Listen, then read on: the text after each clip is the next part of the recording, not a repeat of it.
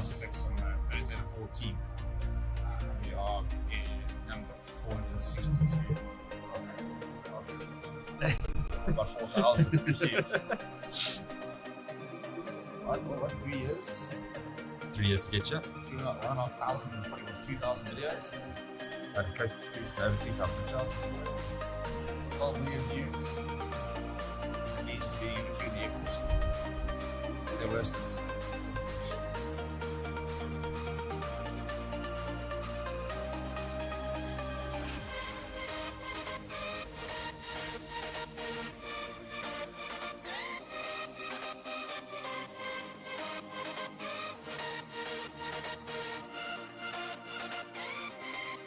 Yeah, we're going to do this.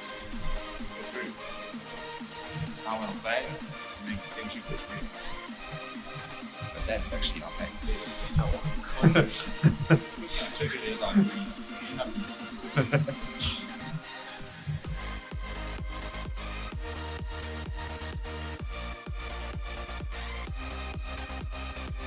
See how it's like.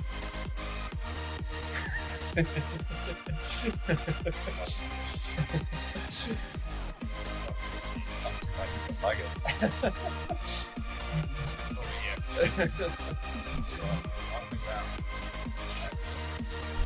5:30, I think. 6. An hour and a half to the train. Bit of a rush.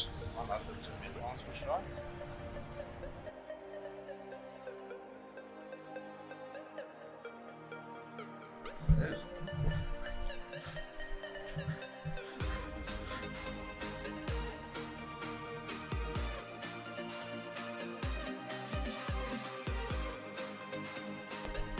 And we're having a size super dry.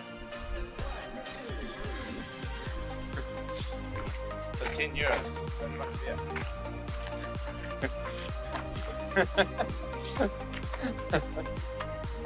About 4 grand just to get this.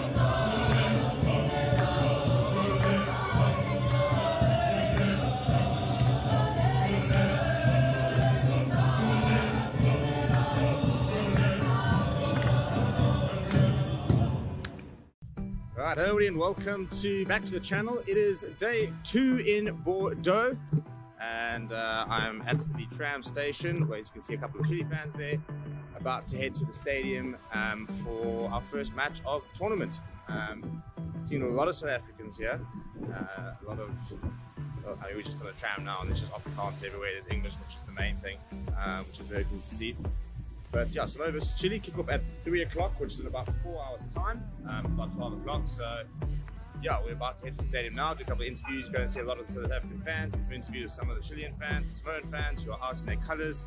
Personally, might actually go get a Chile shirt as well. But yeah, stay tuned for my first match day vlog of the tournament.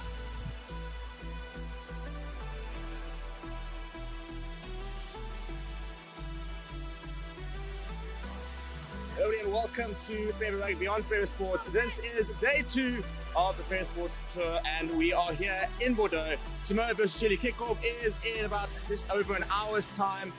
And as you can see, absolutely pumping here in Bordeaux. Chile definitely seems to have the most fans here. It's a bit of a red army over here, although the Samoan support is definitely starting to arrive. Plenty of South Africans ahead of the game tomorrow against Romania. And I've got a beer, I've got my glasses on, and let's go have a look and see what's going on here.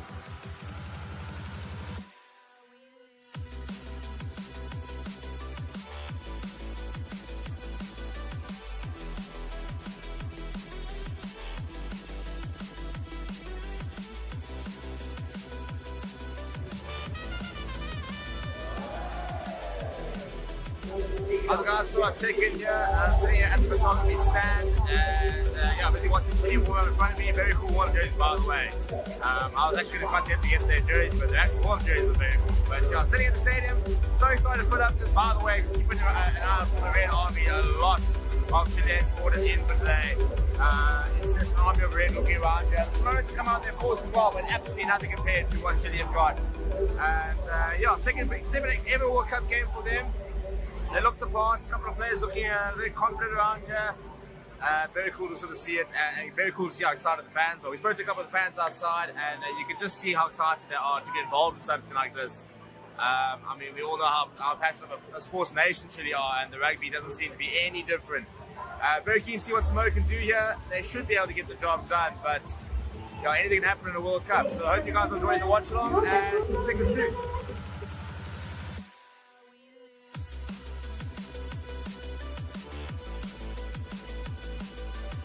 Okay, and that is game one. Not the fighting Chile. Fan favorite team, they're absolutely brilliant side. From a people perspective, I mean, I've just left about 25 minutes after the game, with half an hour after the game. They're still signing autographs, they're still changing their fans, so absolutely brilliant team that definitely has a lot of future. I mean, they were always going to struggle against Samoa, physically wise. It was tough for them to cope. But yeah, that was game one in the bag. Gonna go walk around the village a little bit, see if there's anything. Might get myself a shitty shirt, actually, the way things are going, and then head on home for a watch along before hopefully hitting the streets of Bordeaux later.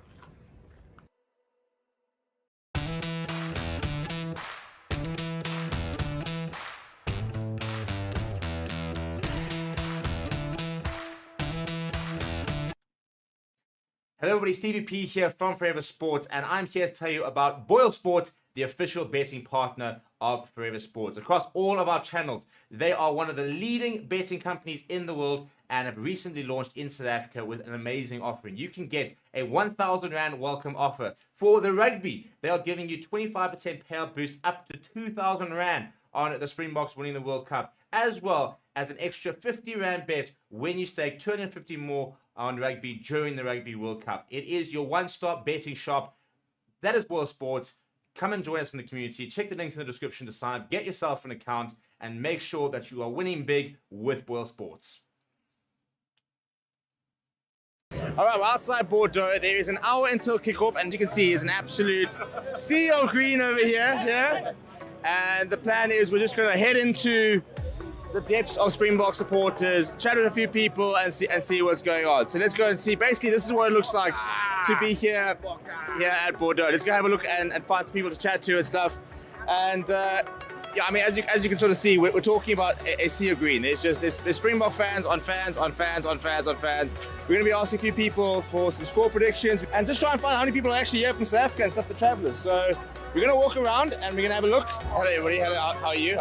Good. Steve. Hi, Wayne. Very nice to meet you. Hi, Steve. Gentlemen, how are you? Good. Welcome. Where are you guys from? Africa. South Africa. Johannesburg. Johannesburg. Yeah. Hi, how are you? I'm good. Good. Please introduce yourself. Tell us where you're from. I'm Anita and I'm from Port Elizabeth in South Africa. Kabeke down here. There we go. We've ticked Sorry, off. that one. Yeah.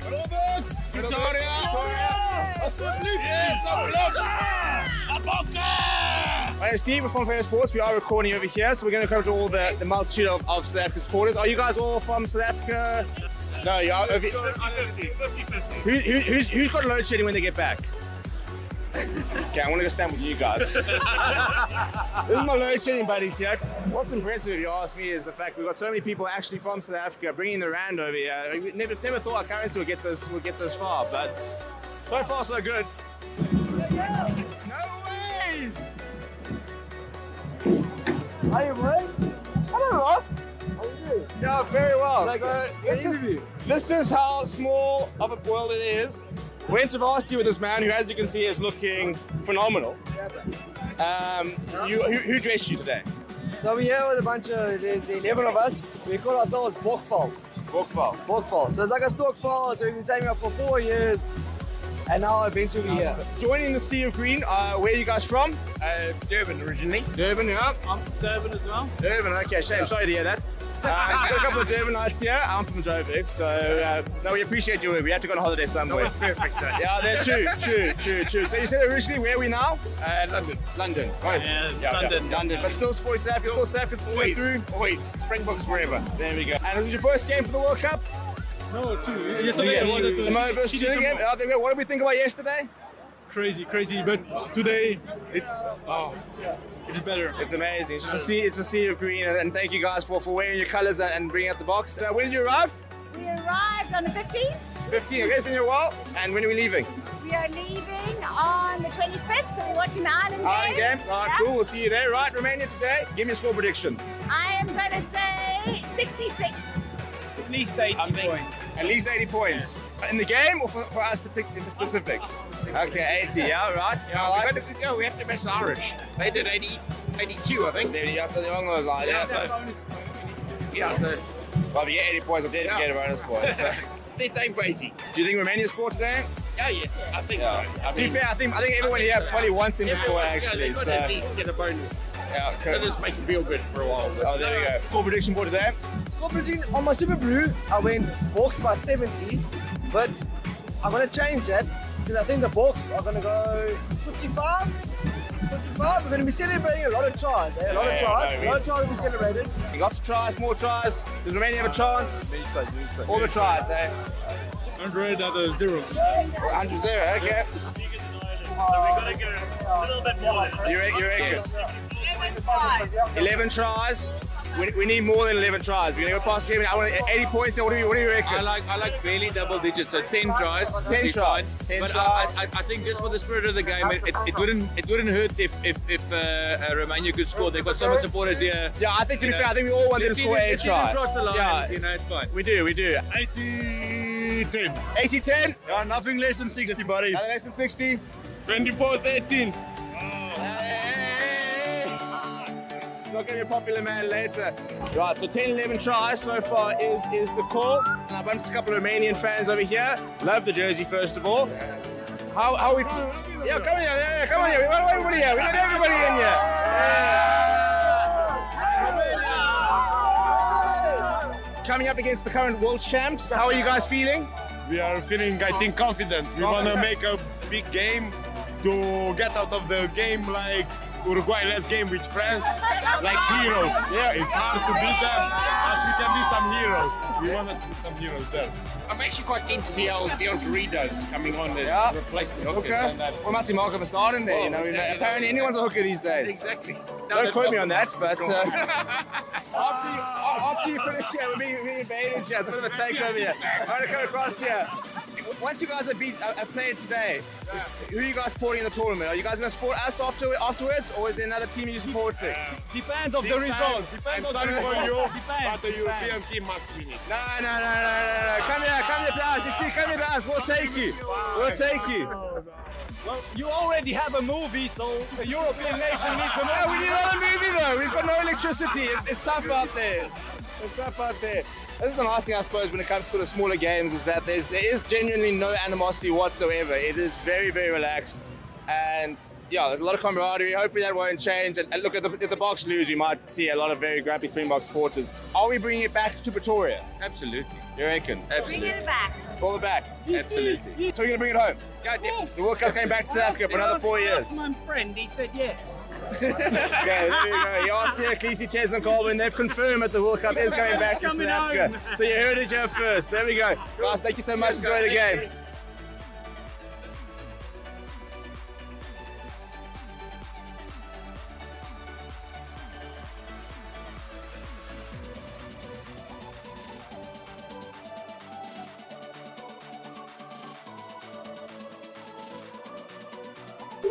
fans.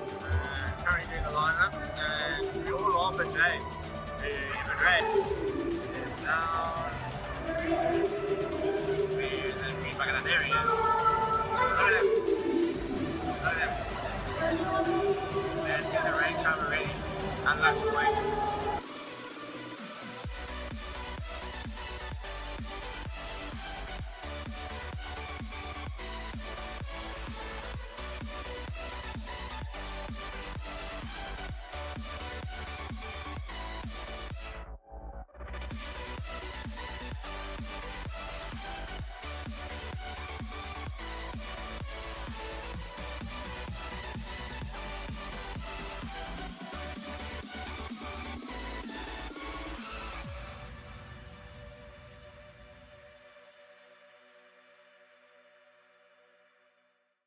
Hello everybody and welcome back to Forever Rugby on Forever Sport. And as you can see, it is Paris week. South Africa versus Ireland on Saturday. Welcome to week 2 of the tour, the first official tour long week. We're in Bordeaux, we're now in Paris. We've got 4 days of build-up. The Springbok announcement is actually tonight. And come here, join us, subscribe to the channel, and let's go see Paris, shall we?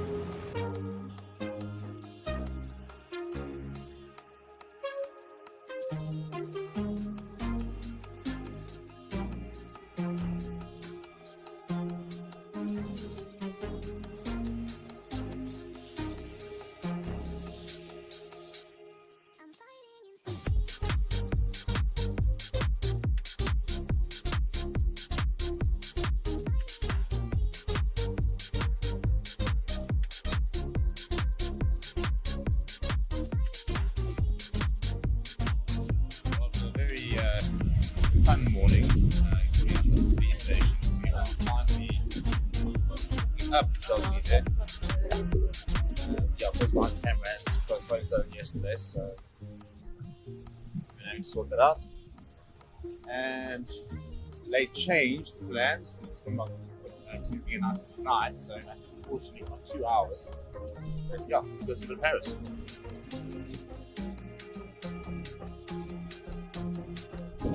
Roads across the street. Gonna blow our entire holiday budget on like a Portugal watch. I reckon if we sold all our camera equipment, we might be able to buy like a strap. This is my official audition to become a Nike athlete. By that, I think I'm just visiting the store. And this is why we are here. Get the full selection of our stuff.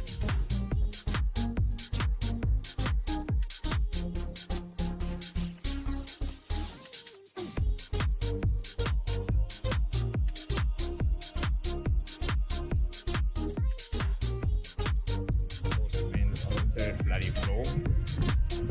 I'm walking upstairs. Pretty cool though. Come to a basically 5-story Nike.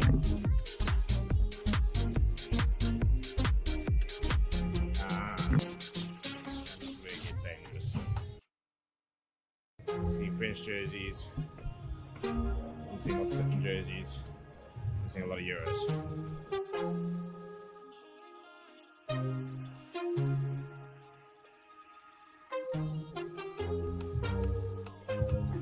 Getting sorted for my next fishing trip. Look right at home, going to Loftus in my khaki Air Jordan jacket.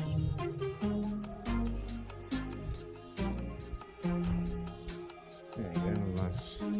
See when you watch the rugby on a Saturday morning, and you're sorted.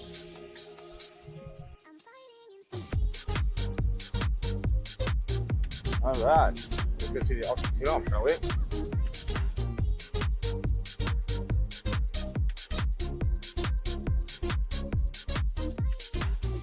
This is now my Lecoq 14 edition today.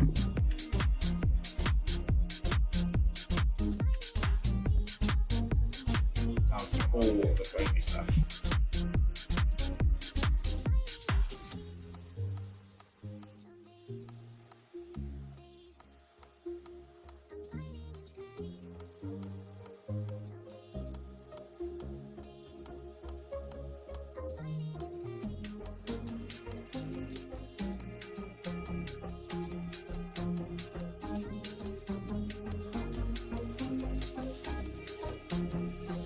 This is currently where I'm walking.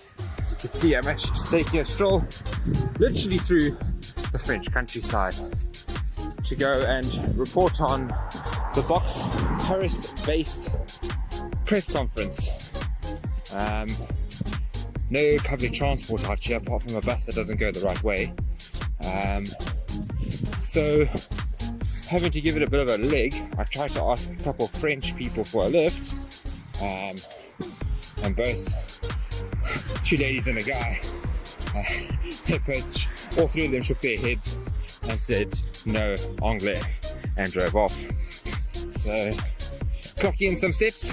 It's a half an hour walk to the press conference. Yes, I do have the camera and tripod and mics on my back, so this is going to be lots of fun.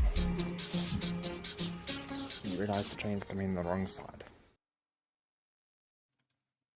Hello and welcome to Forever Sports. My name is Reese. I'll be talking to you a little bit today about one of our channel partners, BITDEFENDER. BITDEFENDER is a global leader in cyber security. BITDEFENDER is committed to defending people all around the globe against cyber attacks, as well as to transform people's digital experiences. In the next 6 months, Forever Sports will be covering major tournaments such as the Rugby Championship, the Premier League, the remainder of the Formula 1 season, as well as embarking on the biggest Rugby World Cup YouTube campaign ever. To ensure that these are all a success, it is imperative that the Forever Sports channels and platforms remain uncompromised. And with BITDEFENDER, we can be assured that our cybersecurity needs are being taken care of. To read more on BITDEFENDER, please be sure to check the links in the description of our video. Once again, thank you very much to our partner, BITDEFENDER, for joining the channel. I've been Reese here on Forever Sports. Thank you very much. Hello everybody, Stevie P here from Forever Sports, and I'm here to tell you about BOYLESPORTS, the official betting partner of Forever Sports. Across all of our channels, they are one of the leading betting companies in the world and have recently launched in South Africa with an amazing offering. You can get a 1,000 Rand welcome offer. For the rugby, they are giving you 25% payout boost up to 2,000 Rand on the Springboks winning the World Cup, as well as an extra 50 Rand bet when you stake 250 more on rugby during the Rugby World Cup. It is your one-stop betting shop. That is BOYLESPORTS. Come and join us in the community. Check the links in the description to sign up, get yourself an account, and make sure that you are winning big with BOYLESPORTS. Chat. Yeah. Hello, everybody. Welcome to Fan Forum on a Thursday night in our usual slots. But as you can see, once again, Stevie has deserted us on his wild French adventures. And we've got one of his companions, his partners in crime from Marseille, which I'm sure you've seen around in the channels. Scotty, how you doing, man? How you doing? How was Marseille? And yeah, fill us in how that weekend went, and give us the vibe and how it all went. Yeah, I mean, Crystal, good to be back, but behind the lens after this put on blast early. So just talk us through your weekend there, Scotty. Okay, so listen, I arrive in Marseille at 11:30, get to Stevie's place. Bear in mind, my data roaming's not working. I have to buy a pizza from this place. He doesn't have. I'm like trying to call Stevie, but he only has the landline. So I'm chatting to their customers. Finally managed to get Stevie. Anyways, this is after trying to fit on the couch after a couple whiskeys, and it wasn't working. So I had to settle for the floor and the throw of the couch. So this was actually the following morning, while I was peacefully asleep, and Mr. Pettit was up early grinding, doing some editing. So this is game day. This is how game day began. And people, people might not know. I was supposed to join the boys potentially, so that couch had to be between the two of us. We had to decide shotgun and who was going to.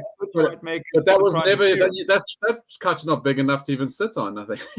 I mean, I was leaving it there for you in case you made a late appearance. Well, I had a heads up of what the conditions were going to be like, so I thought, I'll give Scotty the couch there in Marseille, and hopefully I get a proper sleeper couch if I make it to Paris. Yeah. No, but But anyway, otherwise, no, Marseille was immaculate. I mean, cheapers.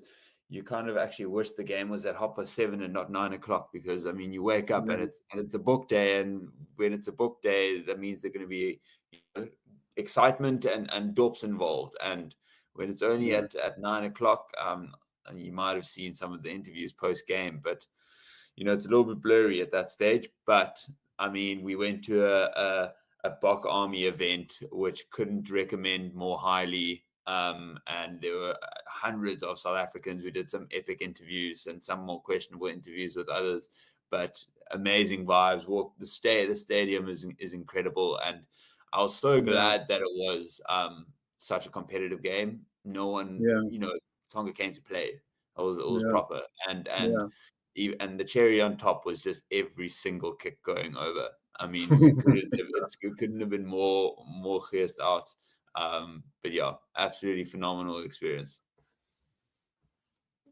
Yeah, amazing, man. I was just thinking, if you're not going to do Paris, then I think Marseille is the right venue, the next best place to go. I've seen a lot of other friends who have passed through there, and it looked really amazing. Marseille looks amazing. So yeah, welcome to everyone on the live chat. I see, Albert, you've made a link. Been a comment. This is live. I hope. I'm sure you are. The fact that you made a comment, you can see us.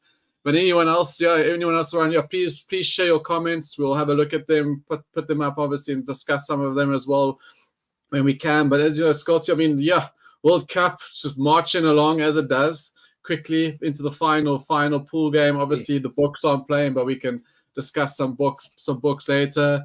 Some little interesting topics also discussed around conspiracies and doping and some topics we probably might not want to say to Stevie, man, I don't know if we should want to discuss that. I think we should try to keep it to the rugby, but we'll touch on those topics as well. I think what we love about World Cup so much, it feels like a year of rugby chat and drama. Now put it in a month. Just it is non-stop. The fact that Malcolm Marx being taken out of the World Cup feels like years ago at this stage. These conversations are just ever changing, and the amount of things coming in and out it's been super interesting. But let's get stuck into it. Yeah, no. So we've done quite deep dives on the previous rounds in the previous shows, but let's just quickly run through last week, starting off with Japan Samoa. Japan got the win there. It was very, very 50-50 in the fantasy stakes. I mean, I must admit, I was on Samoa. I was hoping they would gel, and physicality and a bit of flair would have crossed them over the line there. But it was also a very strangely ref game, a very kind of weird game. Samoa did still, got the cards, came back. But Japan winning, do you say that was fair in the end of the day? Yeah, I think... I'm glad they've won, because I'm excited for their final game of that group. That's going to be incredible versus Argentina. That's going to be a proper spectacle. And I think given they have the best chance of going through, I love that Samoa have been putting up proper fights. And you're never going to be angry if they get the win, but I don't know about you. I mean, they're out of it now, but I was expecting a little bit more. But then when you look at their preparation, I mean, I love their team. They've got some lovely players, but if you look at their preparation, they were on a hide into nothing, weren't they? So it's a bit of a pity. No, it's tough. I think a lot of with these Pacific Islanders, these guys, they're not playing together. The cohesion is purely on the basis that they get along well, not that because they know how to play with each other. And they tend to get that, and there is always the positive vibe within those types of camps. You don't often hear of the other, but it's more just the lack of formal structures and real competition time amongst the team that tends to let them down. So I mean, if Fiji who seem to be the most likely, or the only kind of possible ones to get through to the semi-finals. I'd like to maybe at the end of this show have a conversation about them being included into the Rugby Championship, because there were exclusions made for Argentina after they did that in 2007. So why not the same? Yeah, I have my opinions on how all the rugby could be formatted going forward, because rugby, I mean, let's not go too much off topic, but at the moment, rugby on and off the field is not the product that we want it to be, really. Quick on to New Zealand, Italy. Wow. Hey, there were murmurings that Italy might win. That was never, ever on the forefront of my mind. But the fact of, and this whole Italy conversation, it goes back even to the inclusion of, we're talking about Fiji and championship. Italy's inclusion over 20 years of the Six Nations was not supposed to lead to a performance like this, right? So, I mean, New Zealand would be New Zealand, and Italy, how they were not motivated, unless they've been aiming for France all along, and this is a dummy. They're fooling us, but I don't think that's the case, right? But what are your thoughts on that game? Yeah, I thought they were actually really good with ball in hand, right? You actually look at the possession stats; they're not that unequal. They just lacked the willpower to dig deep on defense. And when you have a New Zealand team's tail up, you just got to fight for 10 minutes to try to stop those tries from happening, and then those 10 minutes might turn into 20. And that's how you just keep them down. But it's Italy. 9 times out of 10, they're going to score 4 tries, right? Like it's going to be a tough night out.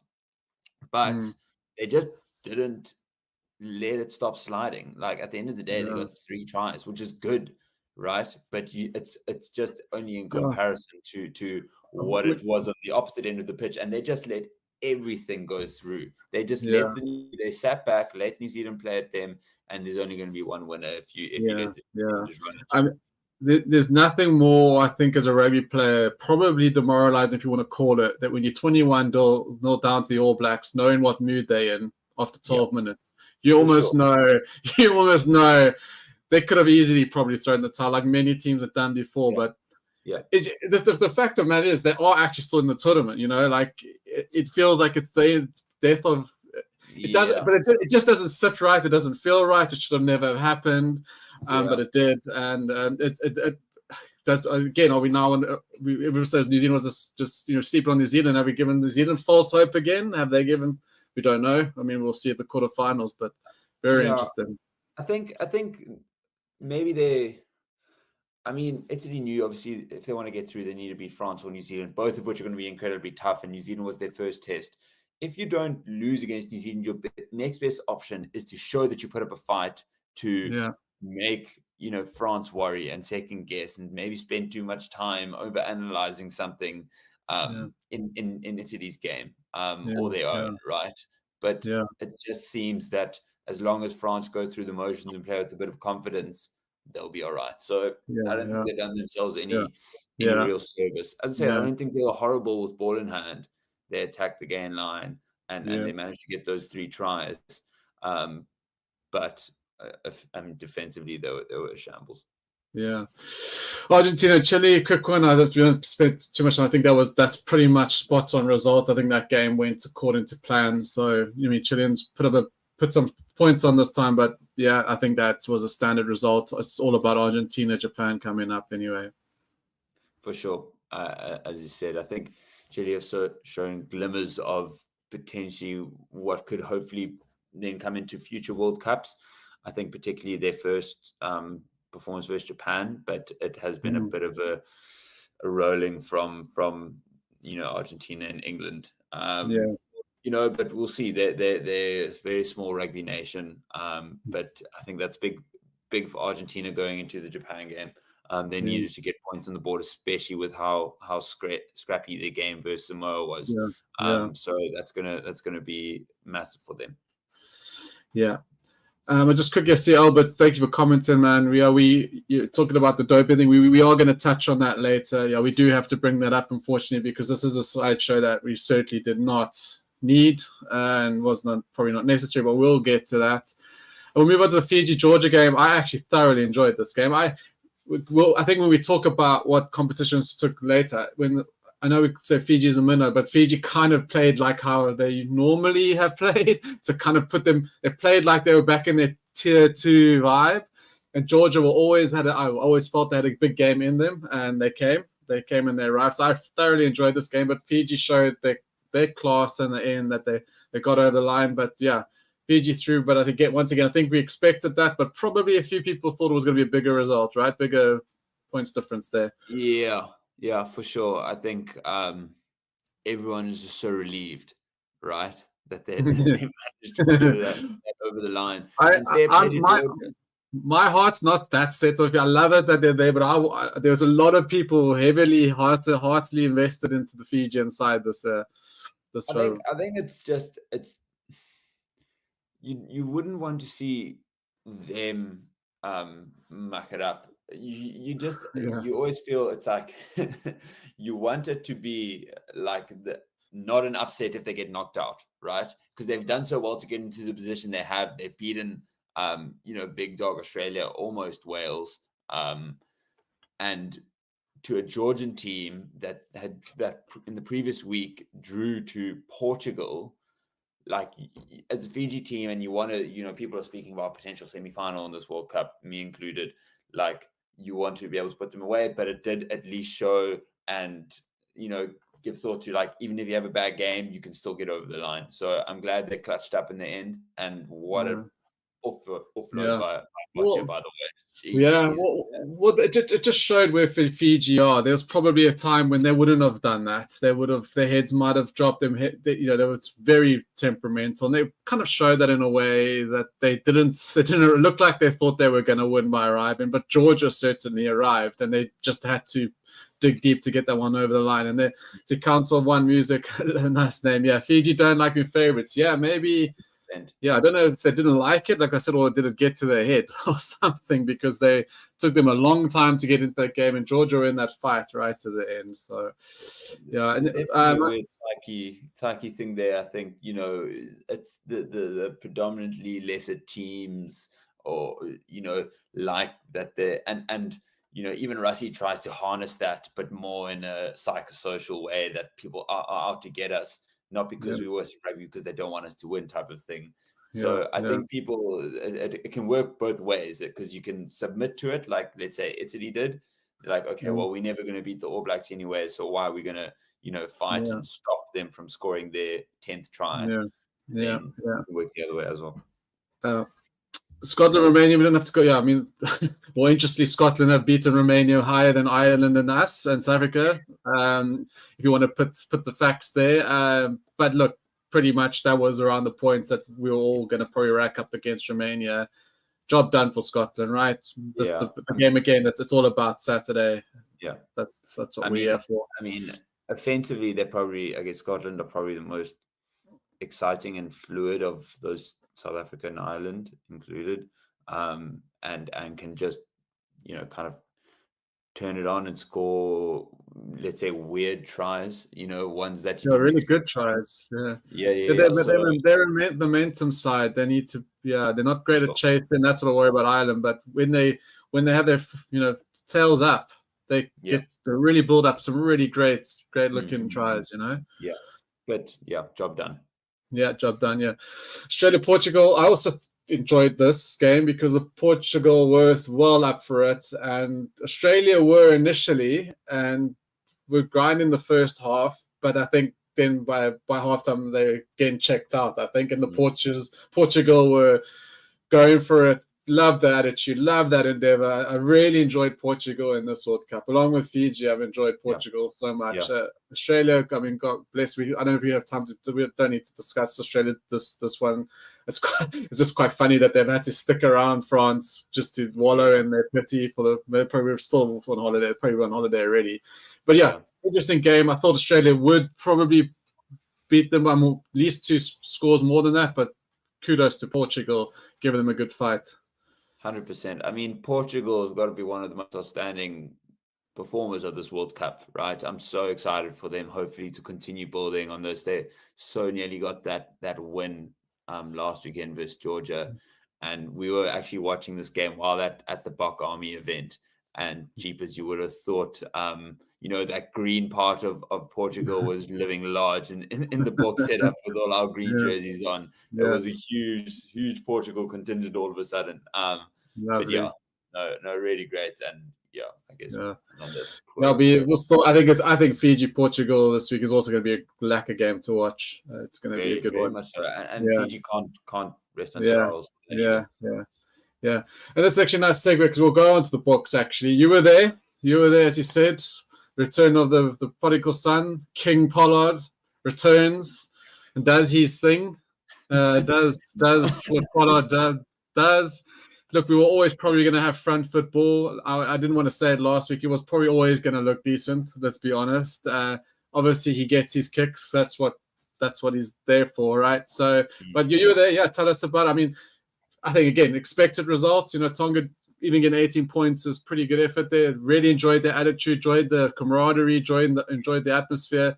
I had to rewatch this one on Monday because this old man fell asleep during the game. But what I saw up in the first half, it was good. But I rewatched it, and it all went to plan, didn't it? And yeah, tell us how did you think it went? Yeah, job done. All eyes were on the fly halves, right? The rest of the positions were largely, very predictable. And it was exactly that. I'm really glad that Pollard could come back for this type of game. I still don't think he'll start in the knockout games. I think he'll be off the bench.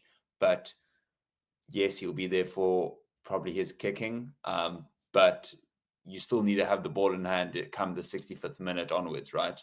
And he needed that game time. He needed to show what he could do, and thank goodness he's like knocking over kicks, and as did Money, right? Like the stadium, or at least the Bok contingent, were lapping it up. It was just it was like everything, as I'm sure it was for the New Zealand game, right? Because there were the worries, and then he goes 100%, and then there's 50 and then 100%.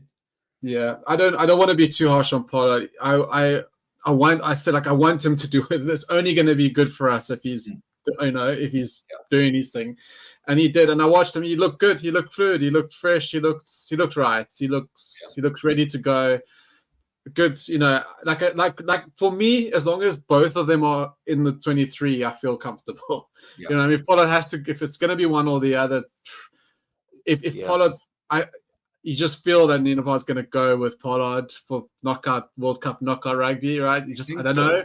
Even though I still feel, you think he's going to? Yeah. Well, we're gonna.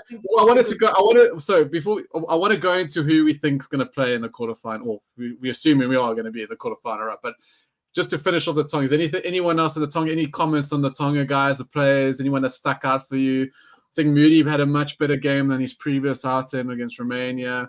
Yeah. For me, it's such a pity that he's got Didier in front of him because he's super awesome. Yeah, we got any other comments on the guys?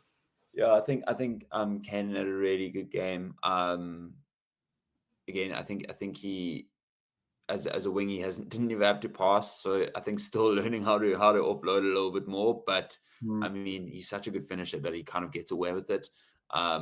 I really enjoyed watching Reinach. He's been electric. He's had a really great World Cup. He actually has moved what everyone assumed was our fourth choice to seems like our second now, which has been actually something that I don't think many would have predicted. Mr. Chris, I'm going to say this again. He's been our best scrum of the last 5 years. But Faf's just the way Faf plays. I'm not saying I love Reinach. I love Faf as well, but I think Reinach adds just a little bit more value. Yeah, I think it's especially if we're going 6-2 with Pollard as the extra. Everyone says that Reinach Pollard connection works, right? They've played club rugby together overseas, so it'll be interesting with the 6-2, or assuming Pollard makes our bench, or unless Pollard starts. Let's just assume that, because there's so many possibilities. I imagine he's still going to be our second choice, unless they're bringing in Grant Williams for extra cover on the wing. But otherwise, Tongan captain, their bigger prop. Oh, he was phenomenal. and they showed real fight and like, Yeah. I mean, you could feel the physicality from the stands, and I wasn't on the touchline. Let me tell you, Yeah. it was a tough encounter. Yeah, no, it was a good, it was a great game there. Really sad for Makazole, by the way. Yeah, that is crap. That's not a nice one for him. It feels a bit like Spoon Corsi at the last World Cup, where it's like you're not getting dropped because you're a bad player. It's just unfortunate that there's so much depth that you aren't making the team. Well, and it's not. And I love my pimps, and I want him to be there, and I hope he could have been there, right? But it's just like we said, Mark's going down felt like a big gut punch, right? Like a big Unfortunately, my pimps, we have so much great cover in that position, so it's so sad for him, but not the biggest issue for the Springboks, right? For the player than what outcome might be for the Boks, because he's stuck around. I mean, he hasn't been, the starting choice for a while, but he's still been around. He's still fighting. And that's why we all love and respect what that guy does. I think that's a good segue. Obviously the Boks aren't playing this weekend, but we have the return of Lucky Lakwaya is back in the fold, and there's some rumors that he might even be featuring on the match day. Yeah, there's been talk of that. And he might go in. I don't know what to make of that, because I'm going to be honest. I don't think he was playing great rugby before that injury. I know he's a great player and he's done amazing. I just don't even think he was our first choice 13 even before he got injured. So for me, my pecking order is still Moody at 13 and Creel next up. But if he comes in, what do you think is going to happen? I don't think now it's happened. I think too late. Whereas Pollard happened, they could give him the game versus Tonga, right? There are no games we are now given. It's quarterfinal versus the host nation, a semi-final, and in a final. Like these are not. Oh, I think we've lost Scotty. Sorry. Oh no, it could be me. I think we're back. Are you back? I've got you loud and clear. Just I think I lost you. It's good. It's good. Carry on. Cool. Carry on, mate. I was just saying, we're in the knockout stage now. This is no testing ground. I agree. For what might or may not work.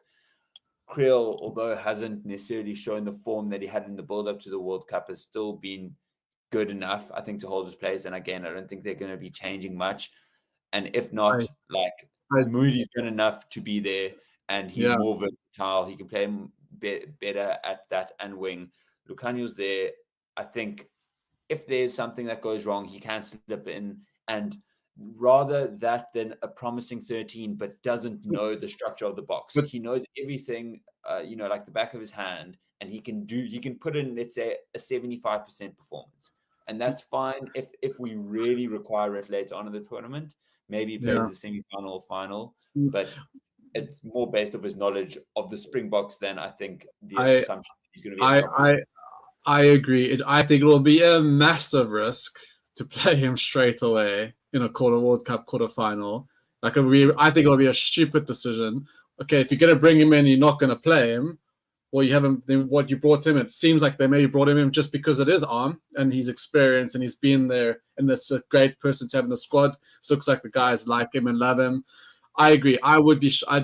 Don't shoot the messenger. It's just what I was reading while I was preparing for the show. But I don't see him being a part of that match day squad. I think quarterfinal, when he hasn't played, how can you take that risk? I don't think it's feasible at all. Yeah, there are just certain decisions that you feel are more likely to rock the boat than they are to bring a bigger influence to it. And it's not like everyone is speaking about this real gap that we have at 13, like people might be more speaking about at our reserve hooker position, right?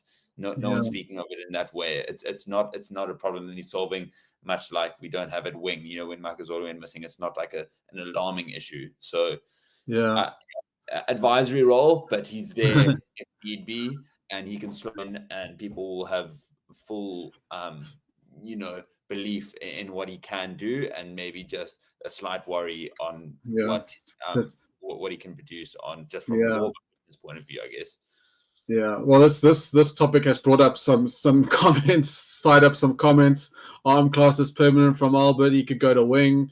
Creel, not a natural wing, so he needs to be 13. Didn't say we won't tamper with the first team, and no way he makes the squad. Acre in that one. Rassi did say he might go in the semi. Okay, so let's not take the risk in the quarter. Let's take the risk at the semi. Sounds good. Because for me, if you're going to bring him, you got to play him at some point, right? And Carter Arm is one of the smartest. Yeah, we know he's smart, but if he's got no knee and no form, like that 13 position, he's going to get eaten alive. France are going to eat him alive if he's not on his best game. He definitely can't play. I'll be shocked if he plays in the quarterfinal versus France. Yeah. I'm hoping that we get through that. Like on paper, the opposition will be worse than France. And that's maybe where we'll see him. But again, and also because he would have had more time to recover, obviously a whole extra week. But it would still be surprising if he makes a matchday squad to me. Unless something happens, another injury, like we only have 2 reserves on the bench, at most. We haven't seen a 5-3 split in the box for a very long time. And unless we are willing to ditch the bomb squad now because of Malcolm Marx, maybe that's a part of the discussion. Well, Marx has disrupted. I've been saying that we can also he's so crucial to just the team and dynamic in general, from 1 to bomb squad, and I think he's a big factor. Do you see any other surprises? I really don't like counting our chickens before they hatched. Yeah, but talking about a quarterfinal. But do you sense any other surprises? Any else that might come in? Maybe Dwayne Vermeulen, Lisa. I think the starting. I think that the first team in inverted commas, if you want to call it, is pretty set. I think we pretty much know who that starts in 15, except you call in LeBook. If we get to quarterfinal, LeBook starting at 10, not the other way around. Start Handre, hopefully build up some lead, and LeBook. I still think LeBook starts at 10. That's what I think they'll pick, and what I hope they'll pick. And I think probably the one that's most not confusing, but up in the air would be, I think, Vermeulen Visa, because I really think that Dwayne brings a lot of experience in the latter half of the game. And I think is now was a player that used to play the full 80 and now doesn't have the legs, but his presence on the field, particularly, as I said, in the latter half of the game, I think he's a better captain than an influence on the players, and has a bit calmer than maybe Bongi. Not that Bongi isn't good. I just think that he's a bit more of a been there, done it. And so I don't know who he necessarily replaces on the bench. But I think I can't imagine Dwayne. It's going back to those people who have performed on the biggest stages over and over again. You're talking about the guy who got the man of the match at the World Cup final. He's a big time player. He knows how to get it done. I think he's going to be on the bench. But yeah, I'm not so exactly sure who exactly he is that he'll be replacing. All right, I think. Yeah, let's wait for the weekend, and this also segues quite nicely into what the hell's going on here, Scotty. Hey, listen, is this real? Is this happening? Sharing a croissant. Are they sharing?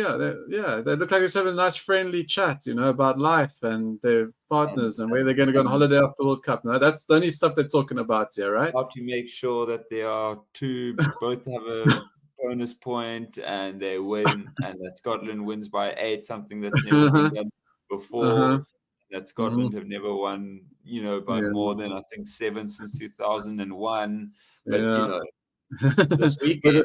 But I think we can, guys. I think we know that this pitch is old, Scotty. I think this is not the latest. It's good fun. Unless Farrell can grow a beard, faster than any known human being before. I think it's been told that it is. Yeah. So nobody worry. in the comment section. well, let's lead in. Yeah, well, let's lead into the big game, barring the Japan Odds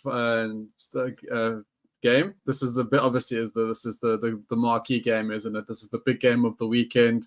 So here's the Irish team.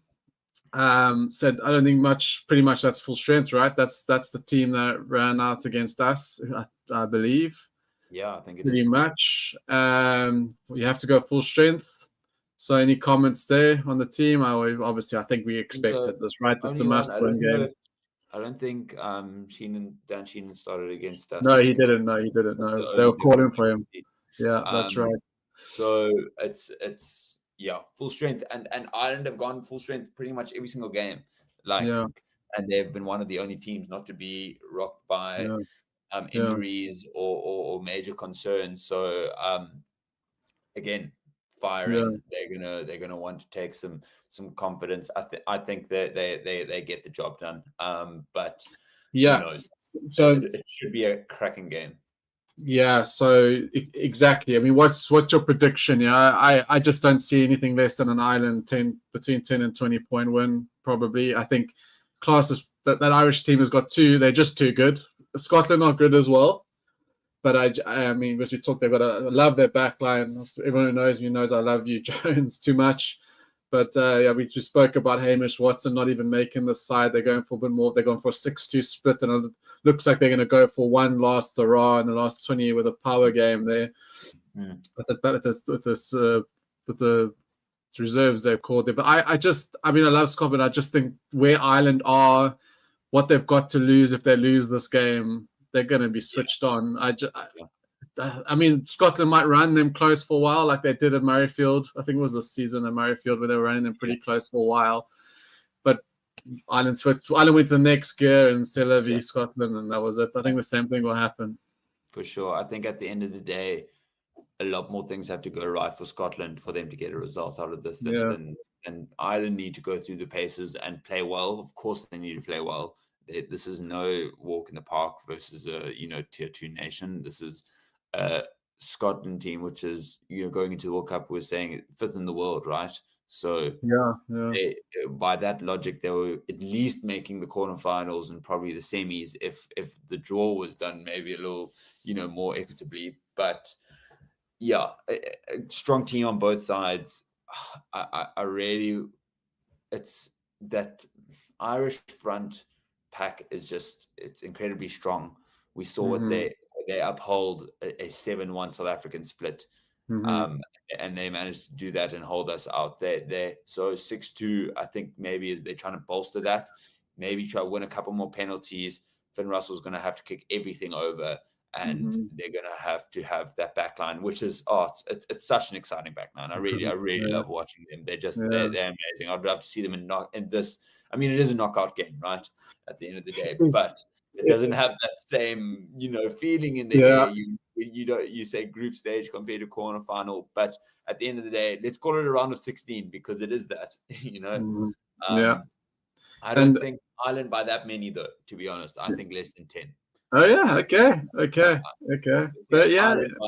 Ireland by 8. Yeah, okay, fair enough. Yeah, and comments also on Jamie Ritchie as captain. There's some talk that he could be even the Lions captain come Australia time. He's been quite inspirational captain for them. I really also enjoyed his attitude. It doesn't look like a big physical, exteriorly, but obviously he's got the heart of a lion like all these guys do. But I really enjoyed him. He's captain in this side. For sure, he gets behind. I think people gravitate towards him. It seems like a very close knit team. They clearly respect him. I guess the Lions pick was whether he will be the Lions starting 6 come the next tour, or if he's that big enough of a figure that it warrants his pick over any other 6 that would challenge him. But no, he's quality, and I think kudos to this Scotland team where previously maybe it felt like a handful of players, maybe 3-4 really star players were pulling them through. This it feels like a really strong team, which you couldn't always say about. Yeah, there's obviously a lot of talk that this this is actually quite hard for Scotland, isn't it? Because there's a lot of talk about the group that's coming through. Their age group teams are not strong at all, and this is probably one of the strongest Scottish sides. You could probably say the side was stronger than their last Grand Slam winning one back in 1990. And this team would be finishing top of those other pools with no doubt. They'll be top of the pool for sure. And going, it's just so it's gut wrenching. It's gut wrenching for them that this has happened to them. With this team deserve better. Hey, they beat Scotland. They beat Ireland. Yeah, 100%. Imagine, eh? Yeah. World Cups are not places for what teams should deserve or should get. It's about what you earn on the pitch. So nothing that would make me happier than Scotland getting through the quarter. Yeah, but I'm 98. I'm 99.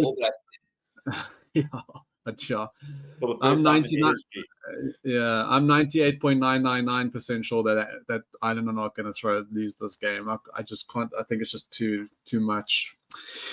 Anyway, we can move on to before we go there, I want to go into the betting. Betting said with Boyles and myself, we've been running this betting segment for the last 6 months, and we've been cruising on pretty all right, actually. We're on to about 12 winning selections out of 13, if you include the leans, which don't get added to this record, but quite nice to mention that we're on quite a run there. And last week we had Fiji, Georgia second half with Argentina, Chile second half, highest scoring double at a nice price. And that was pretty comfortable in there. I was calling it Fiji, tight game. Second half's Fiji are quite solid. And I thought Argentina started hot, and then we had a nice quiet 20 minutes, which was what the bet needed, because cooled down the first half scoring, and then obviously Argentina got too strong in the second half, and Chile got some points. So, hey, we over the line again there, and we up to a cool 26.26 units profit. At 64% return on investment. So, yeah, pretty chuffed with that record. If you guys are following, to say we're using BOYLESPORTS as our odds quota, bookmaker of choice, obviously sponsoring us in this campaign, and we're very grateful. So please, if you want to join Boyles, click on the link in the comments, and you'll get a sign-up bonus, nice R1,000 welcome sign-up bonus. And I'll be honest, as knowing South African bookies, some of the best odds are on Boyles for rugby at the moment. They're giving some good value there, so take a look if you are into it.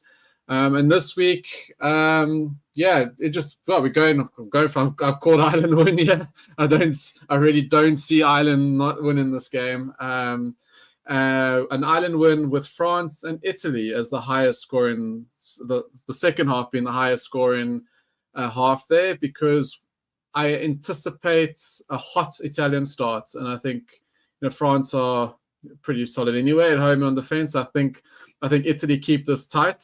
Italy are quite a notorious good first half team actually for punting. So I think Italy have got a lot to prove. This is their last chance saloon to prove that they're any good for any reason. So let them have a good first half, and then I think the second half we'll see some more points come in there. So the doubles at about just over even 3 units. We're getting a little bit more juicy on the units because we've got some profit to play with there. So that's the double for the week. But Scotty, let's go on to the final week for the World Cup this year. Starting on Pool A and the scenarios. Obviously, New Zealand play Uruguay this evening in 20 minutes time. So I'm sure some people got one eye on the build up there. France play Italy tomorrow. It is. New Zealand win, obviously they're through. Probably expect them to be through, and then almost basically a winner takes all between France and Italy. So if Italy win, they do go through because France didn't get that bonus point they needed. So yeah, what's your predictions? I think we know New Zealand are going to be pretty all right tonight. What's your prediction with France and Italy? I think France, very simple winners. They've put out a very strong team for it. I don't see Italy causing them troubles. And unfortunately, they just haven't shown enough to excite me against the big teams. But I'd love to be proven wrong. There's nothing more than I love being proven wrong when hedging my bet on a big team. Do you have a score prediction? Let's say France by 30 at a canter. Oh wow! See, this is the type of game I see Italy up for it and actually getting some of their basics right here. And I think they're giving France a little bit of a rough ride. I think France will be comfortable in the end, but bookies I think got over 20 or just under 20 points. I would say that's about right. But I think it could be like 15 points. I think it could be like a France 15 points win, yeah. Listen, the French will be nervous, hey? They'll be nervous because there's talent in that Italian team. There's real talent, and there's promise in some of their players. It's just but it's gonna be France. What France arrives at the end of the day. Like if France are coming in and a little bit green, or a little bit cold, and Italy up for it, France can make this a long day for themselves. But if they come in focused, they should win comfortably, right? If Italy managed to almost get a try and then almost pull like an England versus Argentina, just almost starts just dropping 3 points, and then cynical mistake after cynical mistakes, that they like, if they can put on some scoreboard pressure, maybe we'll see it get interesting. But I just think even if that happens, they should get it comfortable into the game and put them away. There's just too much talent there for me in the French team. Yeah. We'll move on to Pool B. We've discussed this already. I've just put the pools in the orders of pools. But we discussed Scotland and Ireland. Basically, Scotland need to win by 8, right? 8 or more to go through. Some other scenarios, but I think let's focus on Scotland actually managing to win by more than 8. Not going to happen, but let's see. Yeah, I just think even if they're winning by 8 with then both teams having to get a bonus point, we're talking some radical numbers. And to be fair, if that's how the Basques get knocked out of the World Cup, would be the best way to see it happen. Yeah. All right, Pool C. This is juicy. I say, I've enjoyed this pool actually. This will be one of the better pools to follow.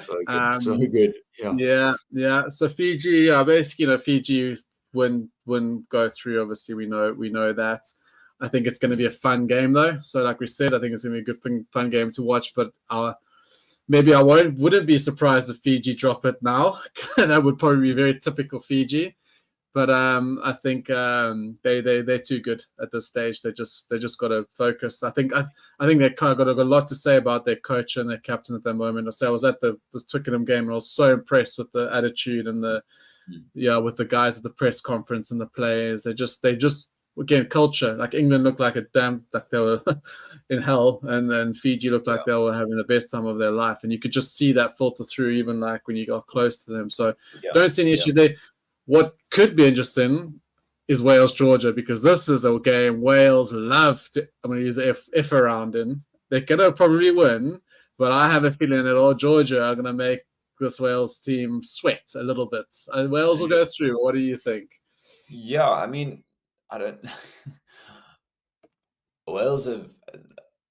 Well, Wales are through though, anyway, right? Wales are through. They're fine. They don't need but the thing is, I'm just thinking. I'm also putting my punter's hat here. I don't think this. What I'm saying is, I don't think this is a foregone conclusion. Wales, nice big win. That's my point.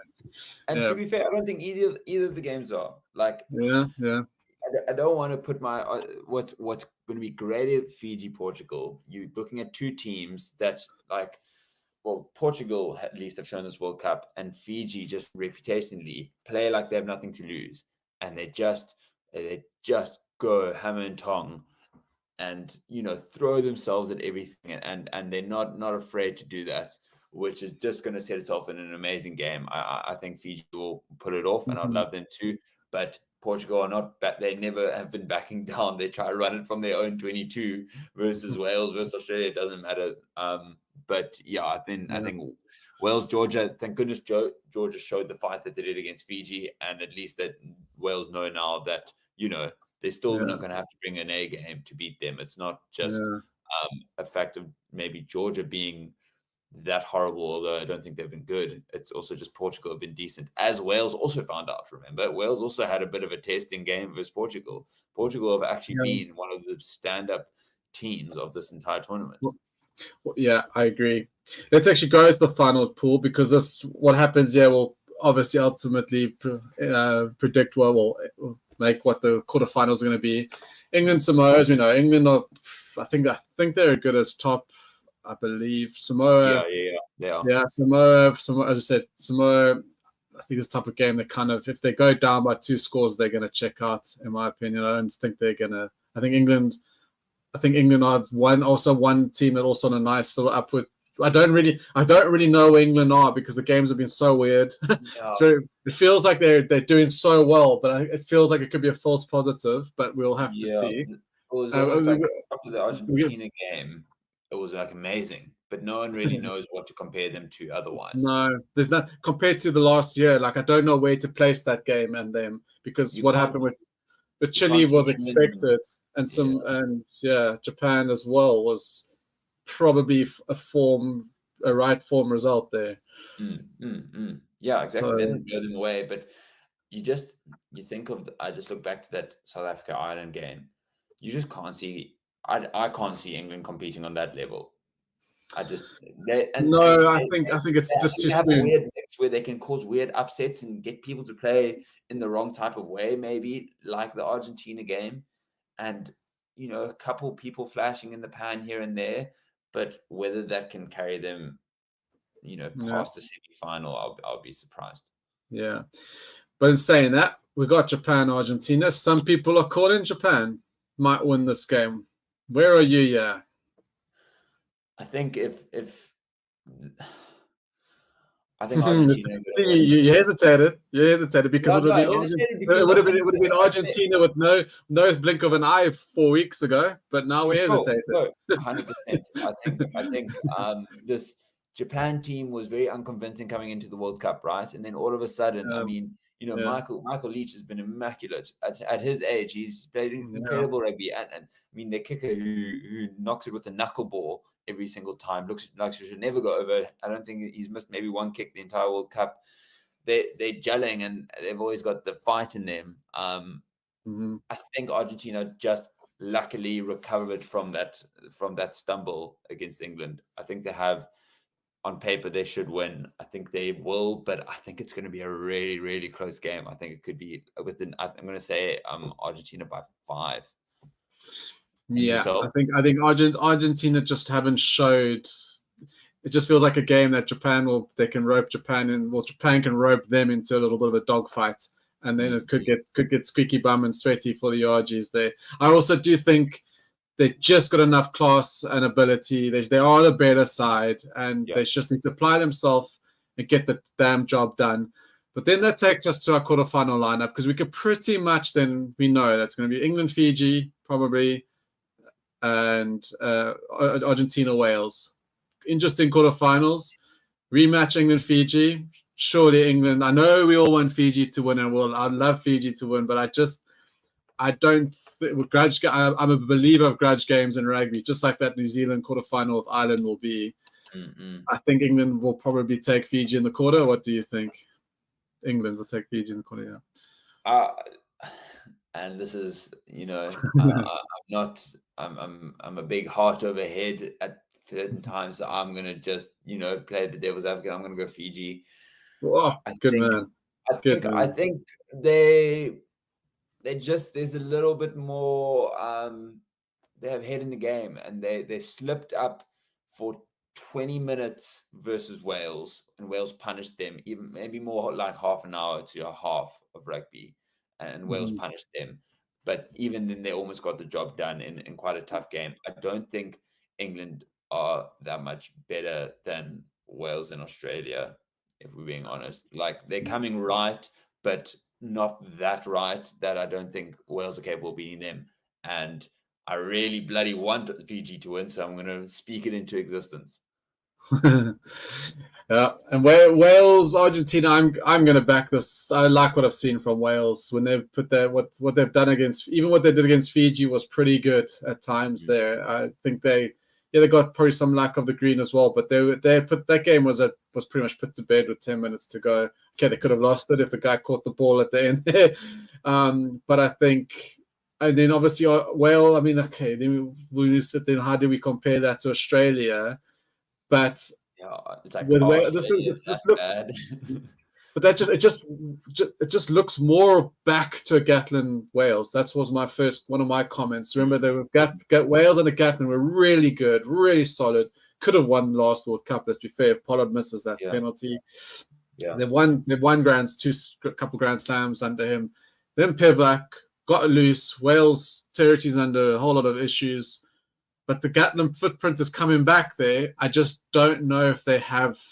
It's not a vintage Wales side, and is it too late? But I still think they're past Argentina. Yeah, at the quarterfinal.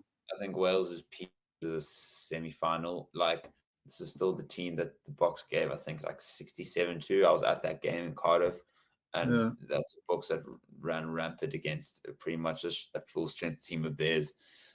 But since then, it seemed like they've managed to really given some fight and dig, and that showed in that first Fiji game.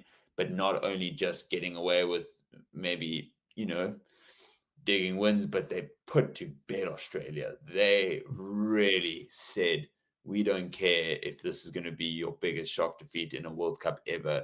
We are going to put you to the sword. We're going to give you 40. And there was a little worry, I'm sure, amongst many, including me, when Bigger went off. But Gareth Anscombe had a hell of a game. He's great with the kicker of the ball. He's solid, and I think there's unison there, which does matter at the end of the day. So I also think they'll beat Argentina, but again, I think it's within 5. It's close. I do enjoy this coming from Albert. England might beat Wales for boring. Yeah, you're right. I mean, those 2 warm-up matches were something else to behold. Jeepers crow. Yeah. That leads us to the World Cup. I don't think you have anything, if you want to add anything for this weekend, but I'm looking forward to the final round.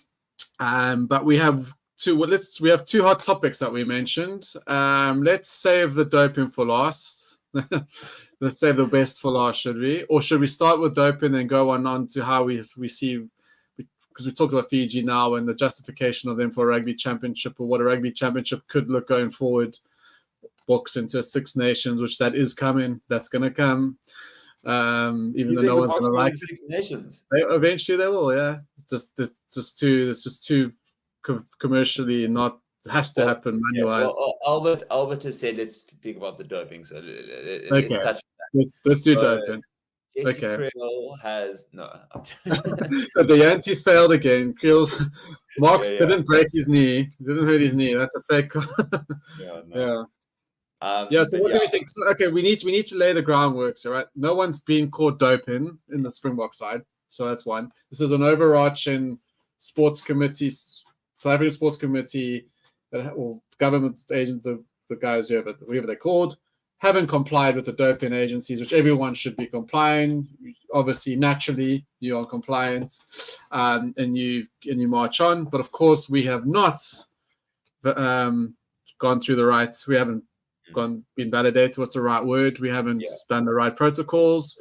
We have a breach of all of that. We have not done it. We are way late. But this affects all sports, not just rugby. But 2 things here. How the hell have we got here?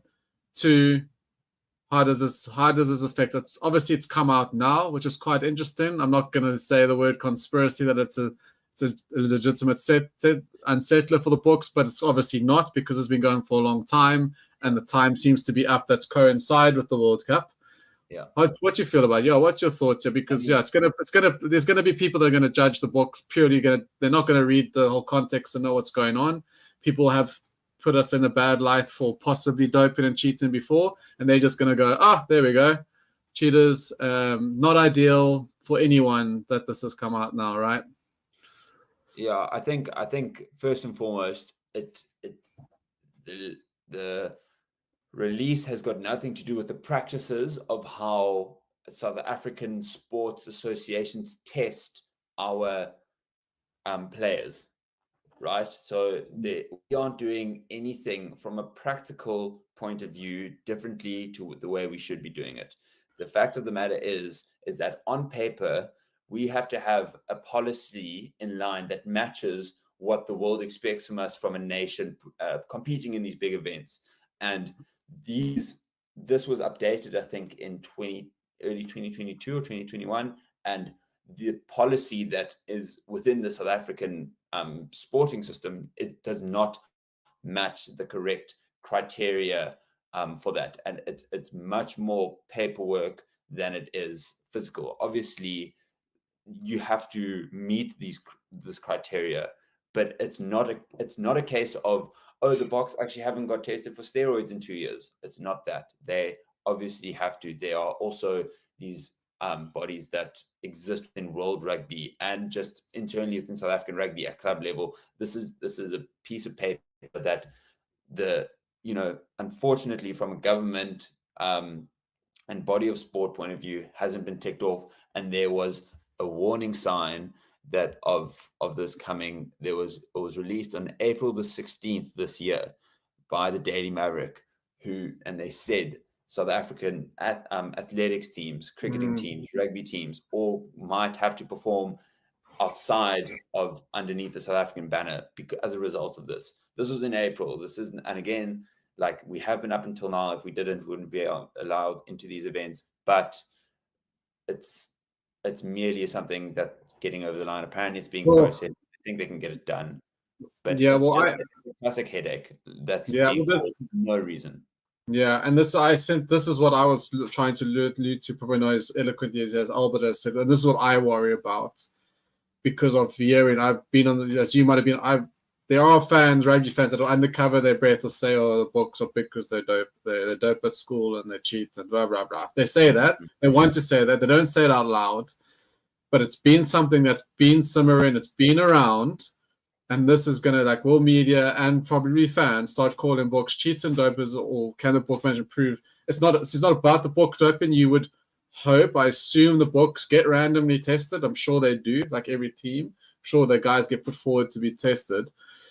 So I don't think it's, I wouldn't believe anyone's deliberately doping and cheating the system. But this is going to, if we do progress, and I put my hands up, I don't think we've been in France, but if we do progress and we start winning, is this going to rear its ugly head? And I think there's certainly going to be factions of the media that are going to go hard at the Boks. Yeah, they're going to, and in a way, thank goodness we aren't playing a quarterfinal this weekend, because it would have just gone berserk if we were, and people would be running with it. But I think, as Albert said, this is a government body that's dropped the ball.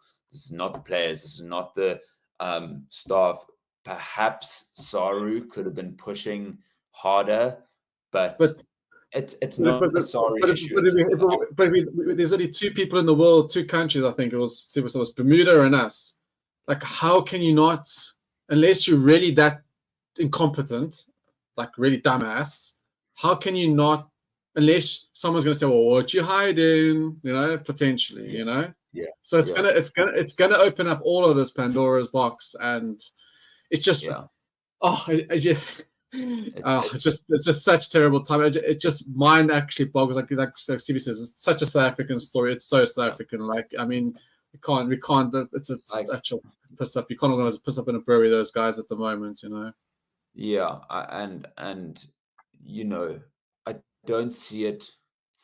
If they don't get it sorted, and we can't sing, we can't play under the banner, and we can't have our flag on our chest, and we can't sing the national anthem, that's actually the only way I see it really getting to us. I don't think the media outcry will. I don't think this Bok team, they know their stuff. They know they aren't the ones in the wrong. They haven't been cheating the rules. So if it gets to that point, I think they can. That's when they might internalize it. But until then, hopefully we can just get bloody paperwork done. As you said, these Oaks, we've kind of, at least we can fall back on the chance that there are other parts of our government that are also less than competent. It's not like we are a perfectly put together nation without an existing problem ever, except this one, because then that would raise eyebrows. But it's like, I see Campos. because we haven't done this. That's the thing that we haven't done. It's not our preparation. It's like, something completely out of the Springbok camp's control. Correct, and the campus comment here, and this is also typically South African the government, as we know, it's about the word, and the government said it doesn't align with our constitution. That's their typical attitude. That is their attitude. That's the problem. They have this attitude that they know better, they're better than everyone. It's all power struggle. That's what it is, and they want to change. But the thing is, why? Like for me, why? Surely the first thing you do is do this right to protect. That's your job. This is literally, you had one job, bro. Get this right. Protect our South African sports, and this is just not what the books will need. But maybe it also galvanize them. But I mean, I don't believe it's going to get to that we're going to be not playing under our flag and all that. But it's going to cause a palaver. Hopefully it galvanizes us in a way as well. The books as well. Hopefully, I don't see it affecting the books. I think we also affected. I don't see this book team being affected by stuff like this. No. There's so much nonsense chat as including us. We speak a lot and we chat a lot. They know how to ward off a duck's back, and maybe that's less internal, but at least outwardly facing, which means we believe that they're not doing that's not affecting them, and until it shows in their performance and really emotionally, which none of them have, I expect it to be the exact same. And they built a reputation of that, not acting out, and just jumping against the one oak on Twitter, essentially bar Russie. But everyone knows that that's kind of his role. You compensate for the rest of us. You can be our voice. Let them attack you because you're not on the field trying to kick a goal in the 97th minute. Let the attention go on him. So he'll probably have something to say, and if anything, like in some reasons I'm like bummed, but otherwise, thank goodness there isn't a press conference this week, because there would have been words and kind of clickbait things going on there. See, we here for the fans, bro. Let me do something. Yeah, can we? Okay, you see. We're here for the fans. Here's a score update, guys. There we go. It's 0-0 after 4 minutes. We'll keep it live. I'm here for I'm here for the people. I'm here to give out winning bets and good love, good vibes, and content here, right? So there we go. There's a live score for you guys. If you are worried, I'm sure everyone's got half. They probably got half. The TV's on already anyway. So, but anyway, Scotty, I know. Yeah, I love this topic about championships, and like I said, that's South Africa to be possibly. Okay, I'll say possibly, but I still think it's down the line. But that's because, let me just hear me out. I'm a believer in a universal World Rugby calendar, universal calendar. I think we got to get to that point. And I've got with international, for me, I feel there's got to be 2 tiers going on all the time. And I love the relegation promotion vibe. Like, have a tier 1 Six Nations, tier 2 Six Nations, play it at the same time. Promotion, relegation all the time, including South Africa. So if South Africa make it, they're there. But there's a promotion, relegation fight always going on. But I would love to see like say when Georgia's versus Portugal's in a tier 2 Six Nations type of environment. I would love that. Rugby Championship, I would love to see at least Fiji and even Japan bring it up to like a 5. If South Africa aren't there, obviously if South Africa are there, but bring it up to like a Six Nations, but Rugby Championship, but a Six Nations Southern Hemisphere. Mm-hmm. I think we should bring in more than just Fiji. I think it should go up to 5 or 6. So what's your? Yeah, I think the only difficulty is in increasing the amount of games played. The Six Nations aren't playing home and away every single time, right? So that's what the Rugby Championship has. So I think I like the idea of a relegation at least earning a spot to play in it. I think I'd love to see at least one more nation in Fiji, be rewarded with something like that. But there just has to be some sort of a way that these smaller nations can, get boosted out of these existing incredibly well watched, and even the Rugby World Cup, because Georgia, Portugal is playing under the banner of the Rugby World Cup. I'm watching. I'm much less likely to watch a friendly of Georgia Yeah, versus Portugal. that's right? what I mean. Yeah. Because if I'm seeing Six Nations associated to Portugal, Georgia, I'm then again much more likely to watch. So I think they can hopefully just piggyback off of at least the marketing and the brand associated to it, even if it's not necessarily competing on the biggest stage. Yes, I like the idea of a promotion and relegation and earning that spot, and you know, and Italy would have lost theirs a long time ago. I think everyone can agree, but it's needs to be a way at least of getting money into the nations and get them playing. Yeah, and maybe it's not even a yearly promotion relegation. Maybe it's a bi-year, every 2 years that happens. So it still gives them times to develop players, have the level, play that level. Because I suppose there's no point going playing 3 big games. Yeah, and then have 3 big games and you're back into a lower. So it's like, so maybe, come on. But I do think that I know it's not everyone's not for that. They're trying to spread the love but the lower teams need to play, and they are playing their lower levels, but there's still going to be a carrot. They're still going to have an opportunity, some motivation to get somewhere, because they feel they're just going to be forgotten down there at 15th, ranked 15th in the world, and make the odd World Cup appearance and get smashed. I don't think that's good for anyone. I want people to know who Portugal is, Portugal players are when they come in, into the World Cup. So we only hear and talk about them now. And I would love a platform and a competition where they can show that. And going to your Fiji point, you're right. Obviously, Fiji and Jurors, we've spoken about this, and we said that with the Jaguars, with Argentina. When Jaguars went all the way to the final against Crusaders, RGs were arguably the best they've ever been. Dropped off the level a little bit because those players are not playing that level as often as now the Juror. So I agree. Fiji are proving themselves, and I think a natural progression for Fiji rugby, Juror, pop them into the championship. It would only keep that level, keep that motivation, keep that level going. I would have no qualms with the Fiji being added into the rugby championship at all. Especially like given the decline, like you hate to say it, but of Australian rugby, like apparently they've got I think it's a 40% win rate since 2015. I mean, that is shocking. That's really bad. They've given probably South Africa and New Zealand a run for their money a couple times since then, maybe once or twice. And those have been obviously big teams since 2015. South Africa really actually only at the latter half since 2018. But like this, it's not actually, if we're looking at that stat, it's not completely based on merit. I'm sure Fiji has a very similar stat. So if you're saying you're just giving out freebies, you're actually not. I'm sure Argentina is much better than Australia. It's just because Australia have the reputational aspect of it, and they have the structure in place to be great. But the only way you give other people that opportunity is to give them like a structure of a tournament to act in. And then all of a sudden, these boards within Fijian rugby have incentives to work towards, not just once every 4 years, have something meaningful. Yeah, I agree. Championship becomes a Southern Hemisphere Six Nations, 2-tiered Six Nations, maybe even a 2-tiered rugby championship. Because we can't forget all the Tongans and Samoa as well. They should also be considered. Anyway, Scotty, we've had a good time, a good show. We've rolled on into the second hour. We've got through a lot, so I appreciate it, man. I really enjoyed talking with you as usual, going through all the weeks. So I think next weekend is what we iron out. I'd love to be in Paris for the 2 quarterfinals. Even I'm try to get a ticket. If I don't get a ticket, I'd still love to be there just for the vibe, Because you could said even you were there with my say. You just being there is amazing, right? World class. All right, Scotty.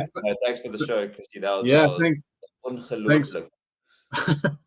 Lekker, man. There's New Zealand finally scored their first try. I was getting a bit worried what's going on there.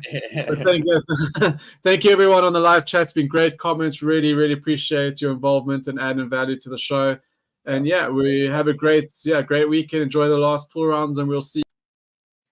Hello everybody, Stevie P here from Forever Sports, and I'm here to tell you about BOYLESPORTS, the official betting partner of Forever Sports. Across all of our channels, they are one of the leading betting companies in the world and have recently launched in South Africa with an amazing offering. You can get a 1,000 Rand welcome offer. For the rugby, they are giving you 25% payout boost up to 2,000 Rand on the Springboks winning the World Cup, as well as an extra 50 Rand bet when you stake 250 more on rugby during the Rugby World Cup. It is your one-stop betting shop. That is Boyle Sports. Come and join us in the community. Check the links in the description to sign up. Get yourself an account and make sure that you are winning big with Boyle Sports.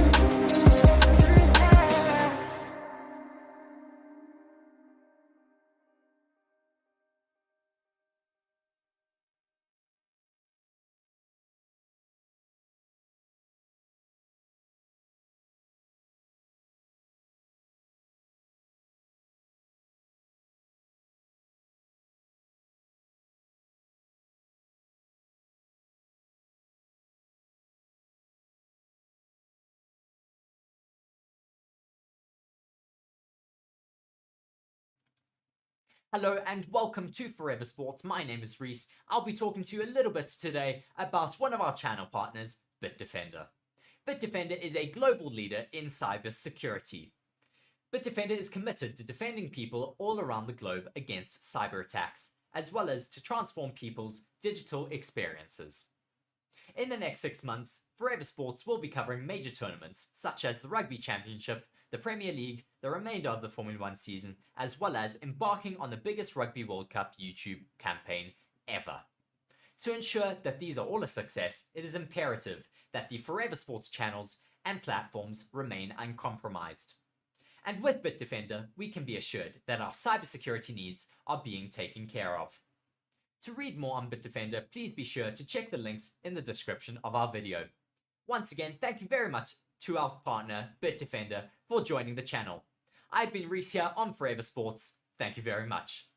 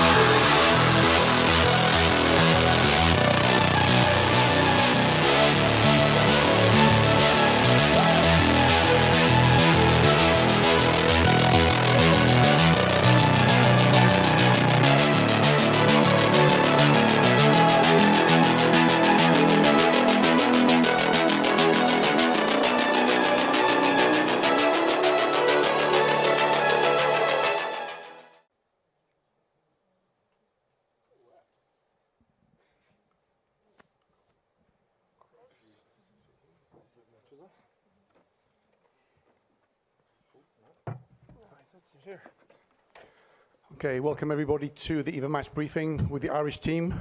We do have a change of player. We have Tig Byrne, we have winger Alex Lowe, we have the assistant coach. Sorry? Alex, sorry, I apologise.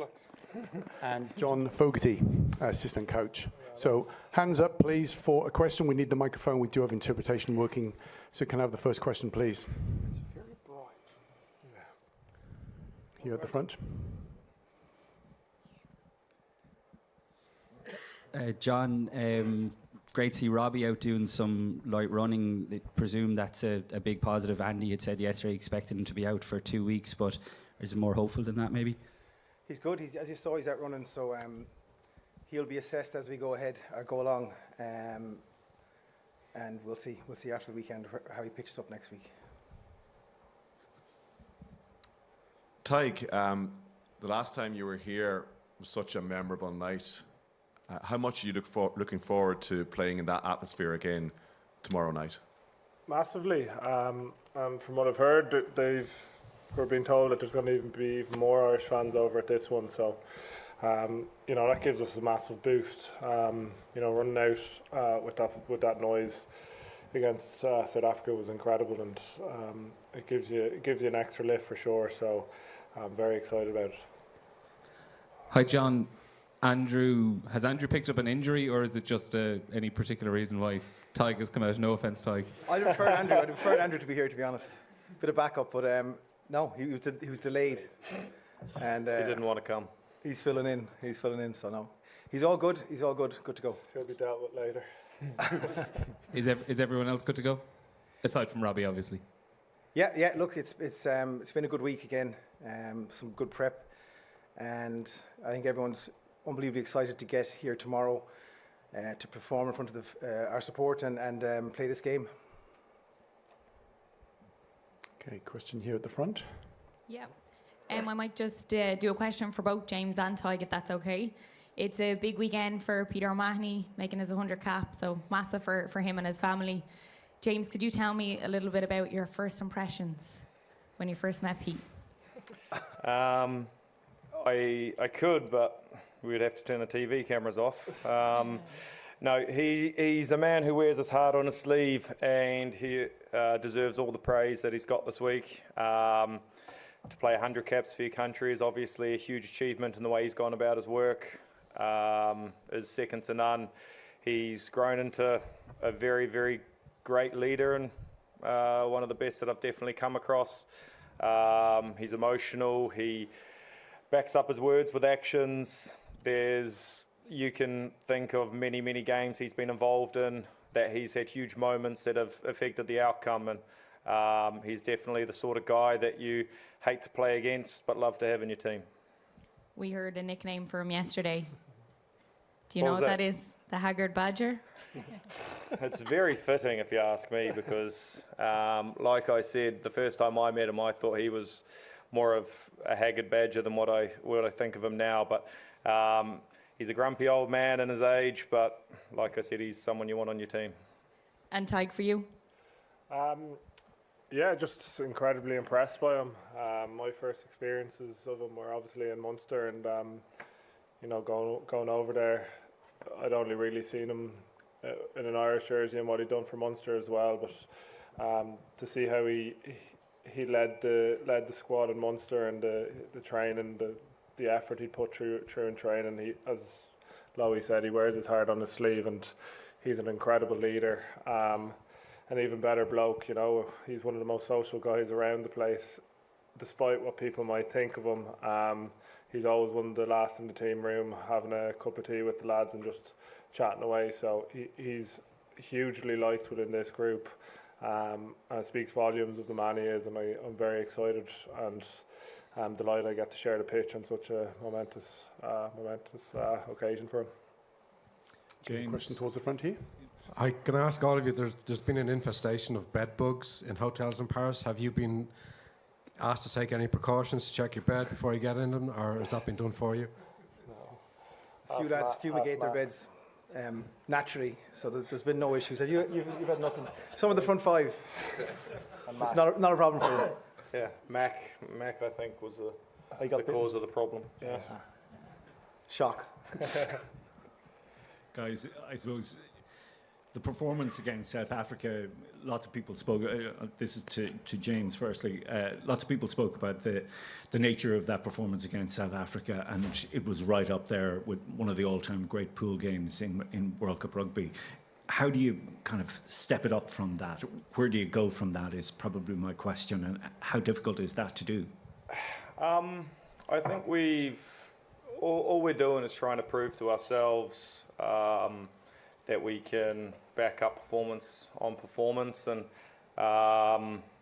you know, a lot was said about how good a test match it was, but I think both teams will go away with that thinking, you know, we can definitely be better, and we had the week off, we trained well, and a few days off as well, so we've definitely come into this week bouncing, looking at the ways that we can get better. You can't brush over things, especially when you do win, because otherwise it's gonna, you know, the mistakes that we and the pressure that we put on ourselves are going to come back to bite us in the butt one way or another. So you take as many learnings as you can from a win as you do a defeat, and hopefully we're going to be better for it tomorrow night.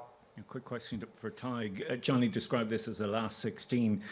Has there been a different buzz to it as a result? I suppose we've just spoken about the importance of the game, and we essentially are into knockout rugby now, aren't we? And much of the same, I suppose, against South Africa, we had the same kind of mindset, but, you know, I think there's a feeling around the group that this is it now for us. We need to continue to step it up week on week.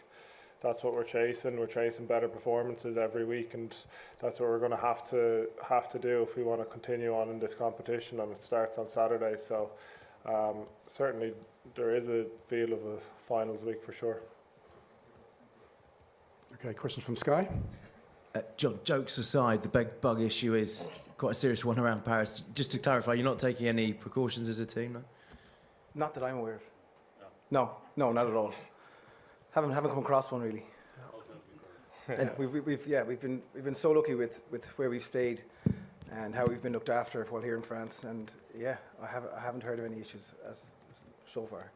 And James, the atmosphere against South Africa, you seem to be like a player who thrives on the atmosphere, who plays on your emotions. Can you just give us an idea of what those fans can do for you guys again this weekend? Man, no one travels like the Irish, and that's like, man, I'd say that's fact. Like when we played in Bordeaux and Nantes, and then to come to this incredible arena last week, it was something that you can't really describe or put into words. You know, the anthem ringing, Fields of Athenry, Zombie at the end, and man, it's crazy. Like it's amazing, honestly. People are saying 60,000 Irish are travelling over this weekend, and I'll tell you what, their presence is definitely felt, and it's something that we're so happy to be on the receiving end of so many positive and influential Irish supporters. Okay, Rugby News Service here. James, first thing, has your wife come round to your moustache yet? And B, can I also ask you how important it is psychologically in a game like this, where although Scotland have pushed you pretty close on a few occasions, you guys have obviously won the last 8. How important is that when it comes to crunch moments in matches? My wife hates my moustache, so part of the reason why I have it. Look, Scotland are an amazing team who have definitely pushed us. I know we've probably had the better end of the stick from definitely in the last few encounters, but a team that play with a lot of passion and width and physicality. You know, it's you respect them because you know you really don't want to lose. So you respect them, and you really want to go out there and put in performances that you're proud of. But we're looking forward to the challenge. You know, they've definitely got one of the best 10s in the world, and they've, you know, picked a 9 who likes running from the base, and they're definitely probably going in with a mindset of scoring tries and putting us under a lot of pressure. So 6-2 split on the bench. They've got a lot of forwards, probably impact players that are able to also change a match. So we need to match them there. But no, look, we're looking forward to the occasion and putting in another performance we're proud of. James, just want to develop that then over here about your opponents directly tomorrow in the two wingers, two exceptional talents and two contrasting talents. Just try and put into words how you see those talents and what difficulties they will pose for you tomorrow. Yes, obviously Darcy Graham's an exceptional player, and fortunately I haven't actually had to man mark him. I've never played opposite him in an international, as far as I'm trying to think back now. But very, very good feet. He's similar to the two South African boys we played last week. Catch and pass, and his ability to create something out of nothing is obviously, only probably challenged by the two boys last week. And he's definitely a handful, but you want to challenge yourself against the best, and then you look at the behemoth on the other end, who's he's a few inches taller than me, and he's got definitely a bit more muscle than me as well. So he's a serious threat, ball in hand. But I mean, we're going to try our best to put them under as much pressure as we can, and hopefully Finn Russell doesn't find them too often in too much space. Okay, Brendan. John, just on that point with Finn Russell, probably Scotland are quite a unique side at the minute in World Rugby that they're so sort of revolve around one player. I'm just wondering how much your side will have learned from their performance against South Africa about how to contain his threat. I think Blair Kinghorn, both him and Russell, decision making, seeing space, and be able to use these wingers that James is talking about. That's a real concern, a real threat. They're world class at seeing the game unfold, looking for opportunities. So we talk about being off our feet, making sure that we're making good decisions off the ball to put ourselves in good positions so that we're closing off gaps, not giving them opportunities to see too much. South Africa in that second half did a good job of containing Scotland from the very start. We need to make sure that we're on our feet, all in connected in defence, making good decisions to go to where we're needed, so that we limit what they see and put as much pressure on them as possible to take away that time so they can make poor decisions or kick. Alex? Question for James. James, long unbeaten run for Ireland. What does that do for the team's self-belief, confidence? Does that give you a sense of invincibility going into games? And if it does, is there a danger that complacency might creep in? We're obviously, it does give us confidence in what we've done over the last 3 to 4 years in terms of what we've built, and we know it works. But like I said earlier, even in wins, there's still things to learn. So invincible, I wouldn't go anywhere near that word. Complacency is something that can't creep into this group as well, and it doesn't. Each week there's more than just the 23 that could easily play and do a job for the side, seamlessly fitting into position. But complacency is something that won't be coming into the side. We understand the serious threats, and we've respected every opposition that we've played so far in this competition. So we're just as diligent with Scotland as we were with South Africa, Romania and Tonga. Okay, we'll take the final question here. Thank you. Hi, James. Just on your own game, at the start of your Ireland career, a lot of people focus probably on the attacking side, but more so recently you're picking up even Etzebeth and things like that. How pleasing is it that they're the highlight reel moments now? It was... Look, I pretty much just fell into a position where I had to make a tackle, and that was the end product. Josh had the brunt of him, there, but it's funny how the world works, and probably just proves if you work on something long enough, the fruits of the labour will come true. So I'm happy with where I am defensively, but complete different beast tomorrow. A 10 who likes to play wide, a 12 and 13 who take the ball to the line, and then two wingers who are exceptional with a fullback who plays on an axis with Finn. So it's going to be another challenge, but something we're definitely looking forward to. And John, can I just ask you, the last two penalties in the previous game, both scrum penalties, I think, did Andy give you full credit for the victory? And how pleasing is that as a pack to John hasn't stopped talking about them, honestly. I rarely get credit, and I won't take credit. I think the boys adjusted so well to what was a very intense period of time before those penalties, and they adjusted so well, and that's what the boys do. That's what this group does, is they're able to adapt and adjust when the intensity climbs up, and you know that's going to be needed tomorrow again across the pitch, both sides of the ball, for us to make sure we're able to adapt to what's in front of us. You know. Okay, thank you, ladies and gentlemen. Thank you, Ireland. Thank you very much. Thanks, guys. Thank you, guys. Thank you. Have a good day.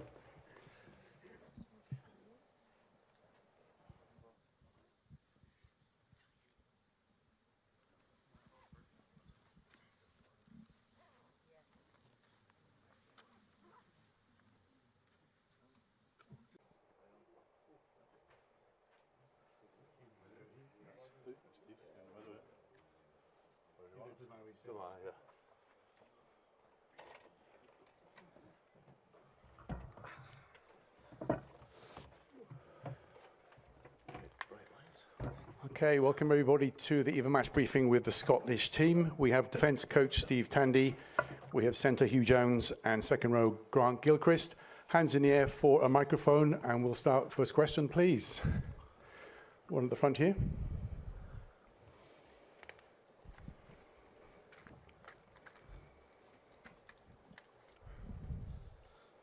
Hugh, have you managed to avoid the bed bugs so far in Paris? Yeah, that was the first thing I checked when I got into my room. Yeah, it's been fine. Hotel's lovely. Yeah, no bed bugs. How are you feeling? It's obviously a huge game. It all comes down to this for Scotland. How are you feeling personally about taking on Ireland? Yeah, pretty good.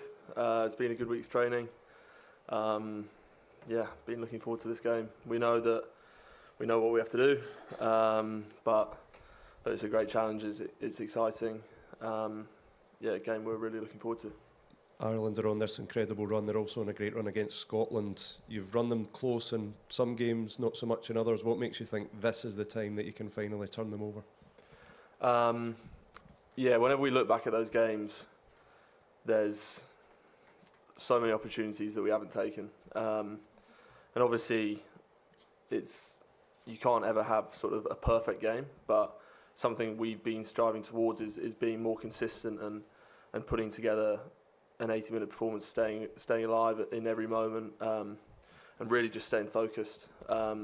We've had a few games where just 5 or 10 minutes of a loss of focus has cost us the game. So we know that we can't have that, but we also know that if we can sort of have that for 80 minutes and stay in every second of it, and take our chances when they arise, that we can beat top teams. So we know we've got the quality, we know we've got the game plan, we can win.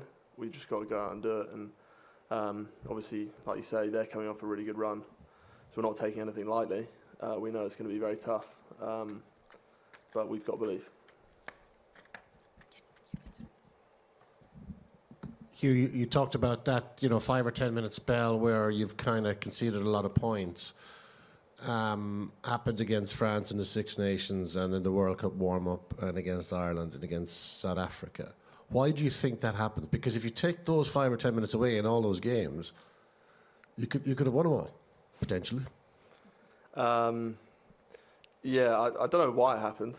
We obviously need to stop doing it. But yeah, I guess it's just a loss of focus. I think at this level, any sort of small loss of focus and mistake, you see it in all the games.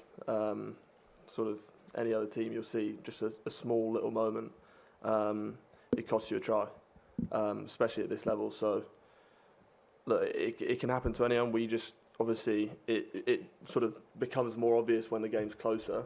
And then you can look back and be like, well, that's probably the moment where we conceded points there, and that'll be why we lost. But yeah, I think just sort of cutting out small errors and yeah, just sort of staying in it. And one thing we've spoken about over the last couple of weeks is just our animation, our communication, and something that's going to keep you all connected and just keep you all connected sort of in every moment for that 80 minutes. Grant, the lads that were up for press yesterday, Blair, Xander, Jamie, the kind of language was real kind of up and at them, you know, not die wondering, all this kind of stuff. Has there been a noticeable increase in kind of emotion in the squad and that kind of hard talking? Yeah, I think there has to be. What the boys said is true, that this is as big a moment as you'll get in your career. You know, it's all or nothing for us. Hugely exciting, the challenge, stuff of dreams for players to go out in an arena like this, with everything on the line. Having had the journey we've had to this point, it's about bringing that emotion. Like, don't be scared of it. We're going to embrace it. We're going to put absolutely everything we've got into the game, and we believe that's going to be enough to win. Grant, in terms of Scotland performances that you've been involved in over the past few years, which one is closest to the level that you're going to need tomorrow? I think there's a few, because we're in the stadium, the way we played when we beat France 2021, the way we defended in that game, man down at the end and came back, went through multi-phase at the end. That's kind of levels of effort that it'll require. You know, big games we've had recently against England, away at Twickenham, you know, where we've had bad records, you know, there's similarities there. Like, this team's gone and done things that other Scotland teams haven't done. We know that beating Ireland something on a big stage is something we've not done. But that's what excites us, and that's why we've got to go out tomorrow and give our all for our country, for ourselves, to get into the quarterfinal. Grant, there's always been a wee bit niggle between Scotland and Ireland through the years. Does that add an extra edge to tomorrow? Because you obviously know each other. I think, based on what I just said, I don't think there's going to need to be any more edge or any more emotion. They're in the same position as us. I can only speak for ourselves. We don't need any more emotion than we've got, and motivation, emotion. It's all there. It's about, can we deliver that 9, 10 out of 10 performance against the world's best team? Is it all down to a fast start? Because kind of you're chasing the game before it's even started. A fast start will be important. I think against any of the good sides or the very best sides in world rugby, you certainly don't want to be chasing the game. We felt that when we've played against top sides, France, South Africa, Ireland in the past. You don't want to be chasing them, but also we believe that the next moment's the most important. If we do concede a try in the first minute, the game's not lost. It's a response to things going wrong that will be more important than things going wrong. Like, we're playing against the best team in the world. Of course, things are going to go against us. It's how we get more things for us than against us, and our mentality, the mental side of tomorrow night will be just as important as the physical side. Grant, you could hear from what you said about the frustration about that record against Ireland, those 8 defeats in a row in the last 8 games between the nations. Do you think that's an unfair representation of the difference between the teams? It's reality, so it's what we have to face. So I don't think it really matters what my perceptions are. I think the reality is we haven't been able to beat Ireland in a long time. So that's the record that faces us. But like I said earlier, history and those kind of things doesn't scare this team. Like, we want to go and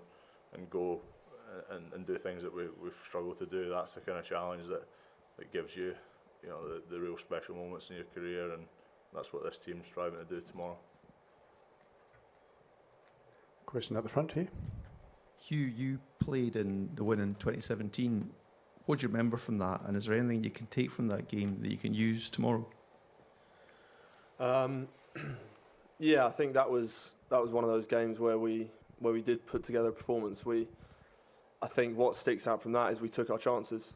It was a close game, but yeah, I think we took our chances when they were available, and we finished up on the right side of the scoreline. So that's clearly what we need to do, and that's what we've done in the past few years when we've had good wins against top opposition. You just need to sort of you have to be clinical.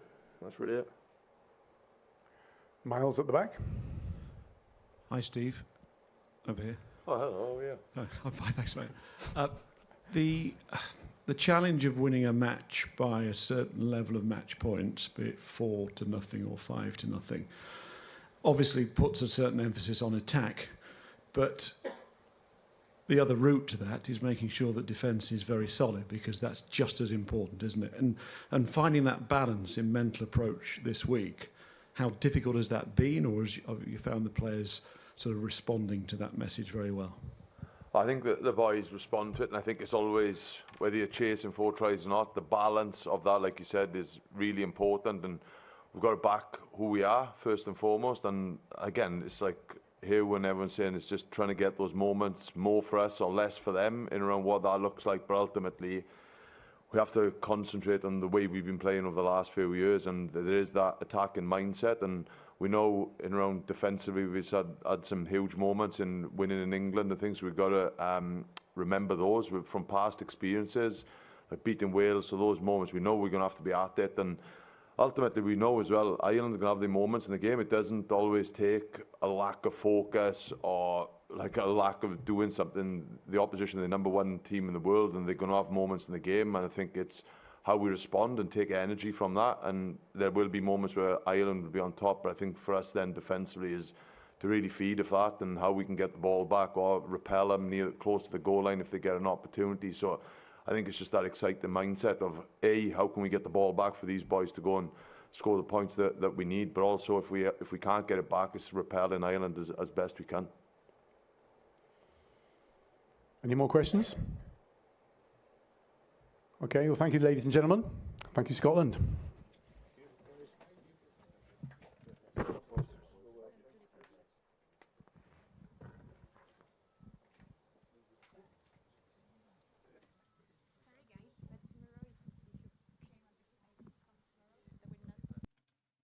Hello and welcome to Forever Sports. My name is Reese. I'll be talking to you a little bit today about one of our channel partners, BITDEFENDER.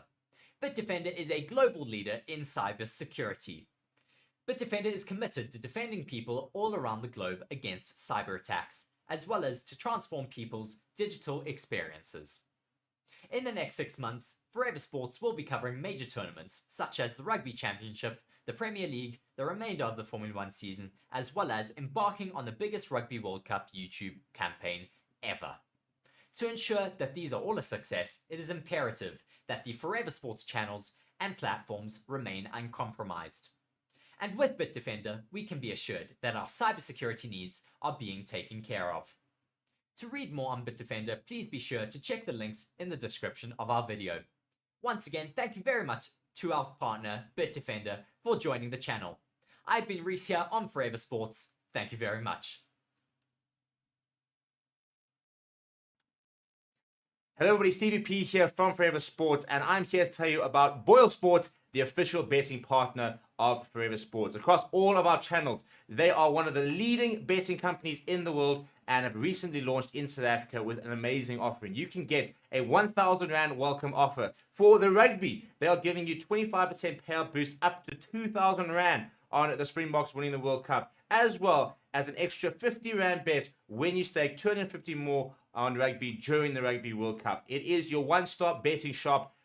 That is BOYLESPORTS. Come and join us in the community. Check the links in the description to sign up, get yourself an account, and make sure that you are winning big with BOYLESPORTS.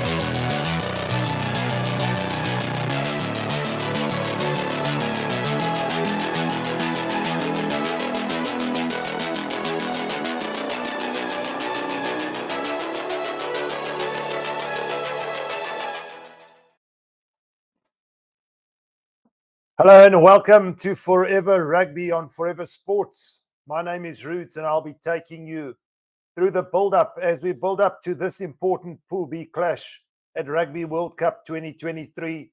It's Ireland up against Scotland. Guys, as I mentioned in the preview, please do share this link as a South African fan, especially a lot of permutations for South Africa. In fact, 1 foot in the quarterfinal.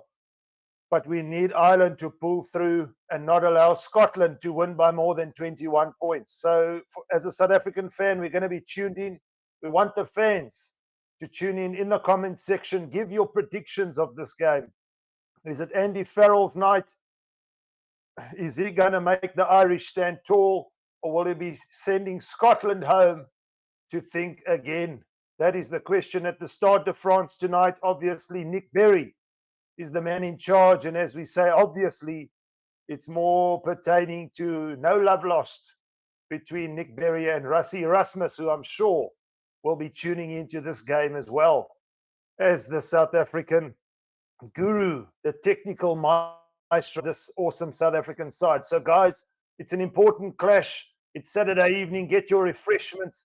We're going to go through the 23 of each side, and I'm going to start with the 23 of Ireland and Andy Farrell's 23 that he's put out for this game. Stay tuned, guys. We'll be back in a moment.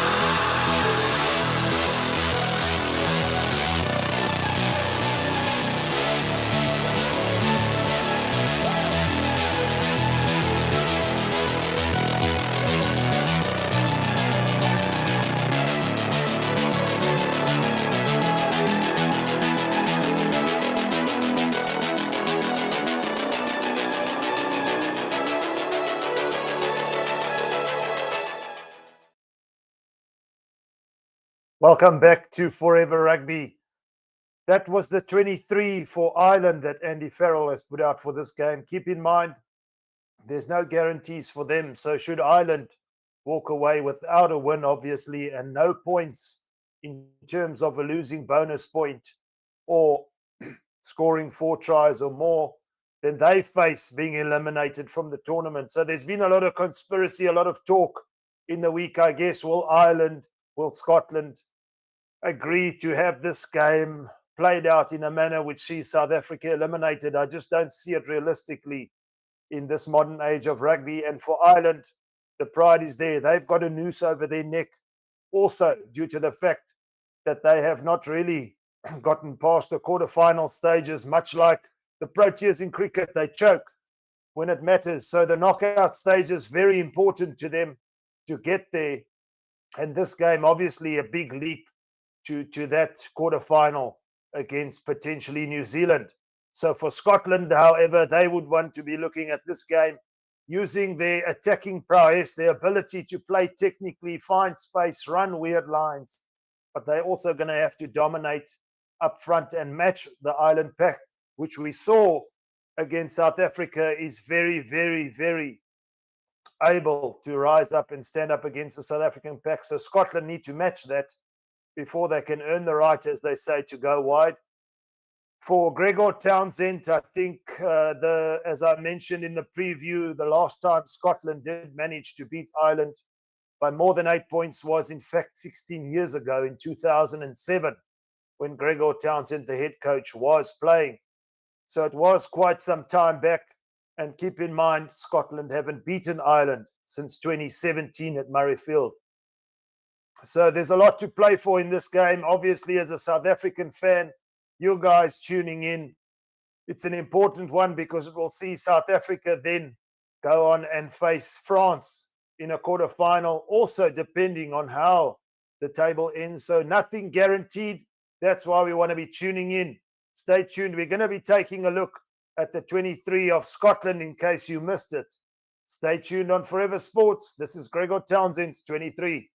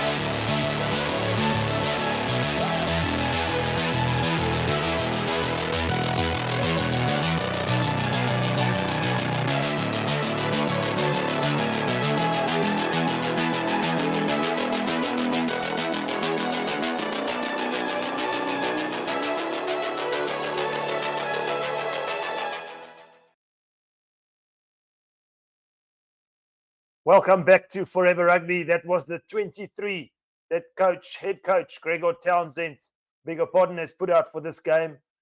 And he'll be relying heavily on the likes of Duan van der Merwe, Finn Russell at fly half to create the magic. They need the tries. They need to beat Ireland by more than 21 points to knock South Africa out. So it's going to be an interesting affair to see in terms of the penalties. When the referee awards penalties, what do Scotland do, in fact? Ireland perhaps going to look for the 3 points, but Scotland need those tries to get that 4-try bonus point. The teams are heading out, so we're almost underway at the start of France. As I mentioned, let's get as many people on Forever Rugby and Forever Sports tuned into this one. Keep in mind, we're live for every single game of this Rugby World Cup. And the road might end for Scotland. The road might end for Ireland. And dare I say it, the road might end for South Africa. We're hoping as South African fans that Ireland can do a number here. Maybe a low-scoring affair is what I would like. And then South Africa can go on and focus. Because at the moment, I'm sure they're preparing as per normal. But just that lingering doubt of who are they actually going to play. Because there is a realistic chance, based on all the mathematics, that South Africa could still top the log and Scotland could end second. That's only if Scotland deny Ireland any points in this game and go on to beat Ireland. It's going to be a tough task. The likes of Peter O'Mahony for Ireland, very influential loose forward. As I mentioned, the likes of Finn Russell. But for Ireland, Ireland and Scotland, I beg your pardon, it starts up front. The set pieces, the line-outs, scrums. Who is going to be able to get the dominance? Ruck time, are they going to be able to get quick ball? I know Ireland and Scotland tend to play a quicker type of game, but Ireland tend to have the ability to slow it down when they need to, as we mentioned, against South Africa, and really grit it out and win via their very, very astute forward pack. For Scotland, as we mentioned, a must-win. The teams are heading out at St. Denis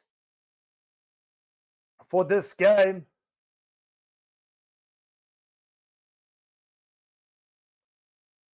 We want score predictions, guys, in the comments. What do you think the score is going to be? Remember, this is a game of 4 quarters. First half, second half. How do you see it panning out? So keep in mind, both teams have to still bring players off the bench. How will they synchronize? At what point is the game going to be taken away from Scotland? Or at what point will Ireland buckle under the Scottish pride this evening? Johnny Sexton, of course, Ireland's most prolific point scorer, no doubt will be looking to get some points off the boot as well as put his forwards in the right areas for this game. We want to see some good rugby tonight. I know there's been a lot of talk in the week about ball in play time. A lot of people were criticizing South Africa and Ireland for the fact that the game only had 27, 28 minutes of ball in play time. It's a debate that can go on for a long while, and I'm sure you guys are wondering or have your own opinion.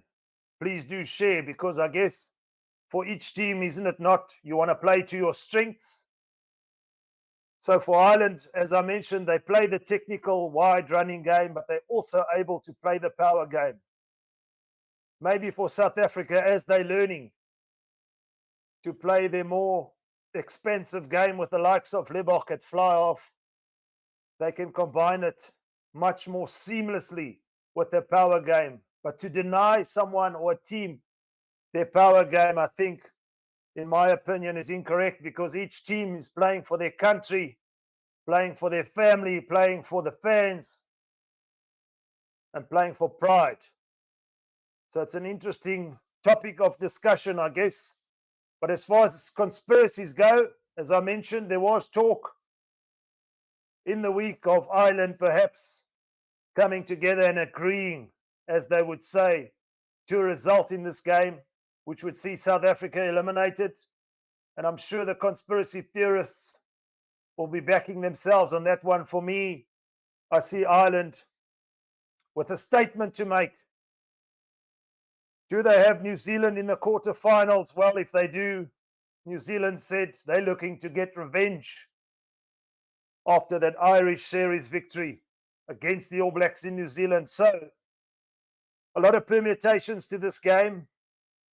A lot of thoughts of who will play who. We saw France dismantle Italy and South Africa. I'm sure the fans are wondering, is France perhaps a step too far for the Springboks?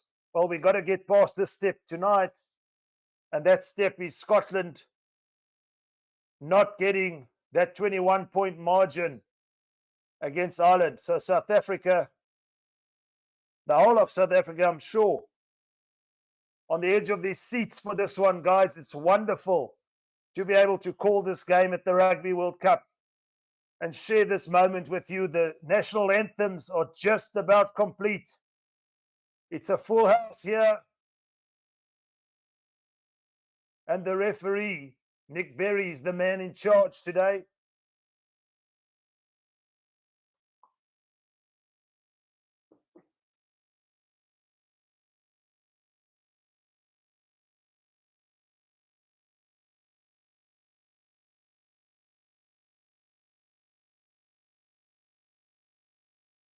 Ali Price, Finn Russell versus Jameson, Gibson Park and Johnny Sexton.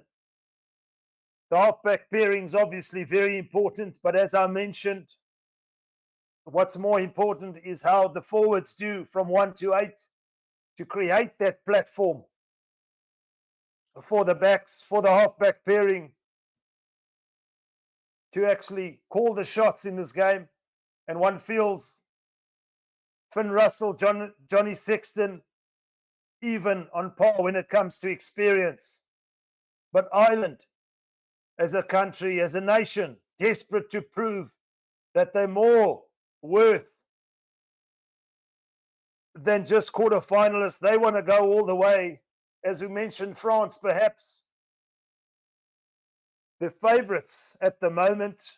But then you have to think, Ireland, is this their time? It's now or never. For Scotland, very much the same. Pierce Schoeman, the South African, Duan van der Merwe for Scotland, pushing them over the line tonight. Will they do that? Heartbreaking if that's the case. South African fans, we tuned in. We are almost underway here in this all-important Pool B clash. Ireland versus Scotland.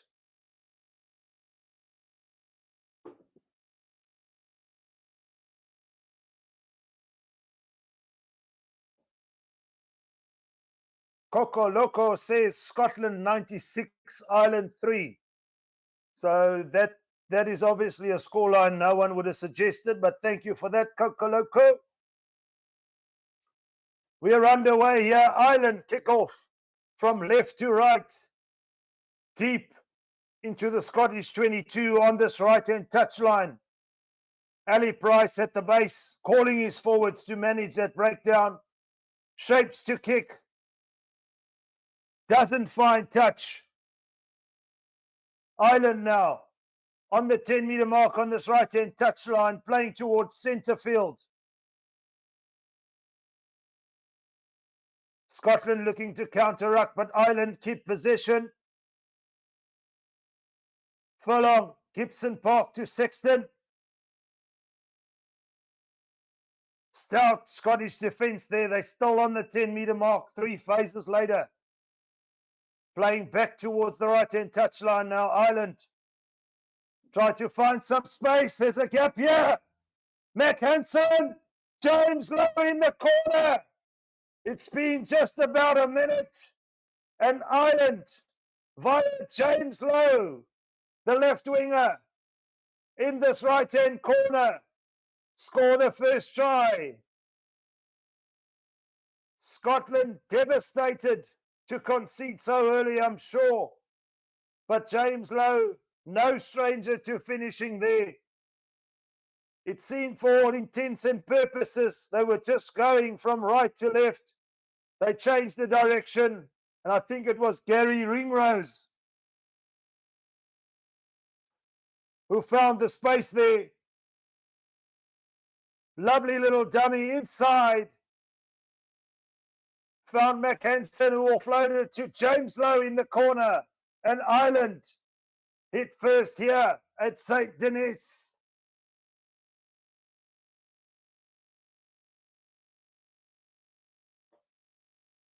Carter Paul says 52-31 to Ireland. So you come off to a good prediction there, brother. It started off well. That earlier prediction of 96 is holding some weight now as Johnny Sexton from this right-hand touchline looks to find the conversion and add an extra 2 points for Ireland. Shapes for the kick now. It's sailing. And just wide there towards the right-hand upright, just fading away, but Ireland strike first. It was Gary Ringrose with a little inside step to McHanson and James Lowe. You beauty!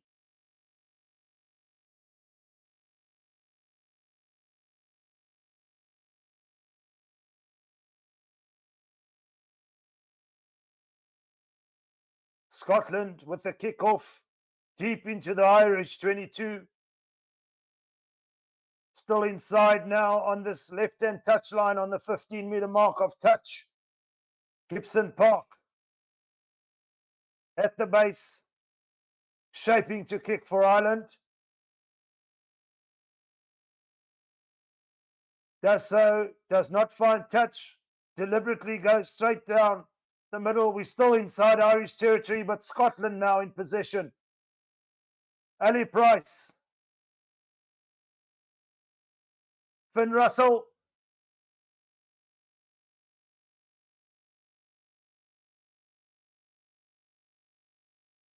No headway for Scotland, but the referee says advantage. So free play here for Scotland, and they give it out wide to Duhan van der Merwe. Russell again. Short ball. We're on the 10-meter mark, playing towards this right-hand touchline inside Irish territory. Kinghorn. Scotland making some headway. We're up to the 22 now.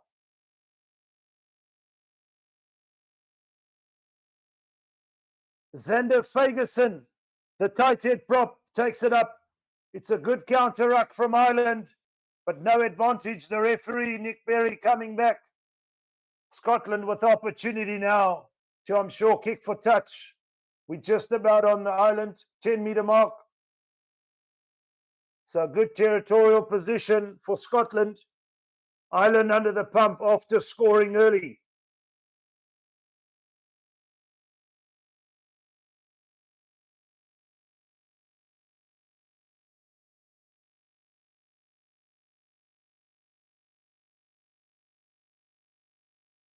Scotland there with the free play, with the advantage, but unfortunately not making anything of it, but coming back for the penalty.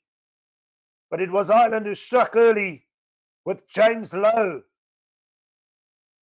A bit of a shell-shock moment for Scotland there, but can they bounce back? Finn Russell puts it into touch. We're 8 meters out from the Irish try line on this right-hand touchline with the Scots to feed at the line out.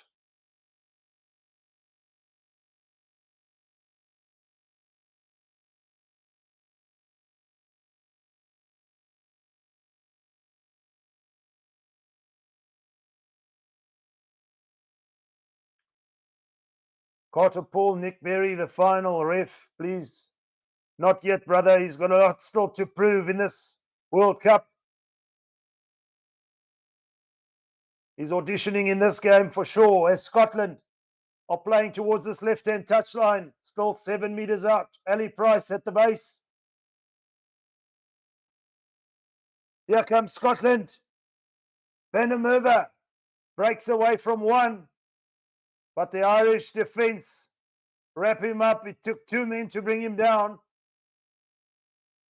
And Scotland concede a penalty. Ireland dominating over the ball at the breakdown.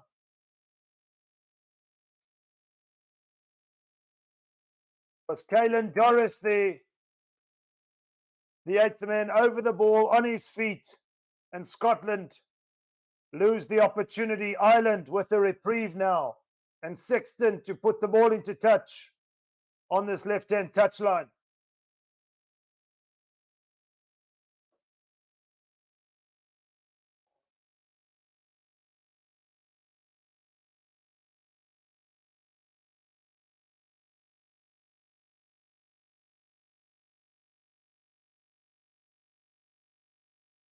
Scotland desperate there to want to come away with points. How often will they visit Ireland's 22? So they've got to be a bit more clinical at the breakdown. Ireland with the feed now, working their way up to their own 10-meter mark, playing towards centre field. Gibson Park at the base. A slight fumble there. It seems from Josh van der Fleer, and Scotland now will have a scrum just about on the 10-meter mark, centre field, inside Irish territory.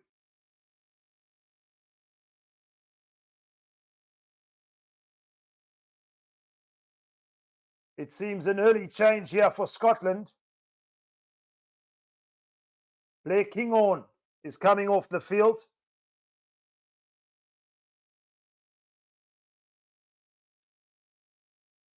He'll be replaced by Stuart McCloskey.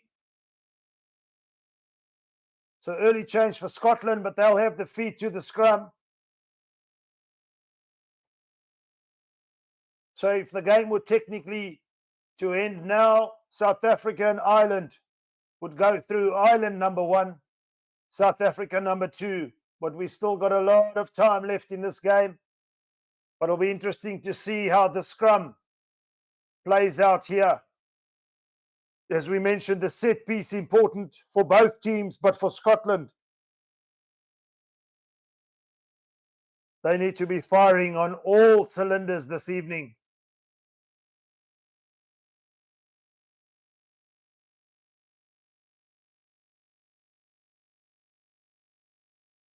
Ompile Mohaladi says, as South African, should I support Ireland or Scotland, brother? I think to play it safe, let's support Ireland as a South African fan. We don't want Scotland to start getting ideas, but again, each person has their own mathematical equation, and Scotland get the scrum penalty.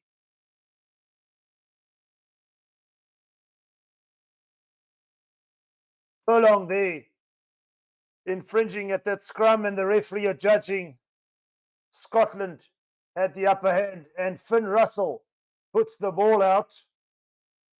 Again, 8 meters on this left-hand touchline from the Irish try line. So here comes Scotland again. Piers Skuman leading the charge to the line out. We're not 10 meters out. We're about 15 meters out, I beg your pardon. It's a last line out. Ireland contest. The ball is loose, but Gibson Park had to unfortunately bounce on the ball, and in the process has put it out 5 meters out. So Scotland getting a free play, free lucky play there. But for the moment, the captain of Scotland is down, Jamie Ritchie. I'm sure Scotland could ill afford another early substitution. Time is off for the moment. It will be a Scotland line out. Jamie Ritchie gingerly getting to his feet. Involved in a big collision there.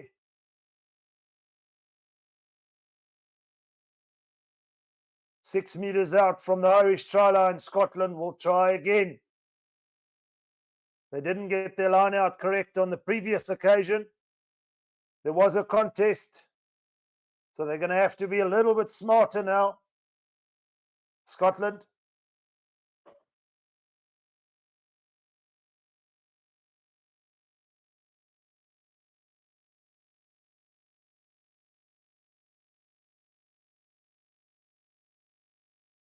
This time around, Scotland do get the line-out position and they maul it upfield. They're playing towards this right-hand touchline.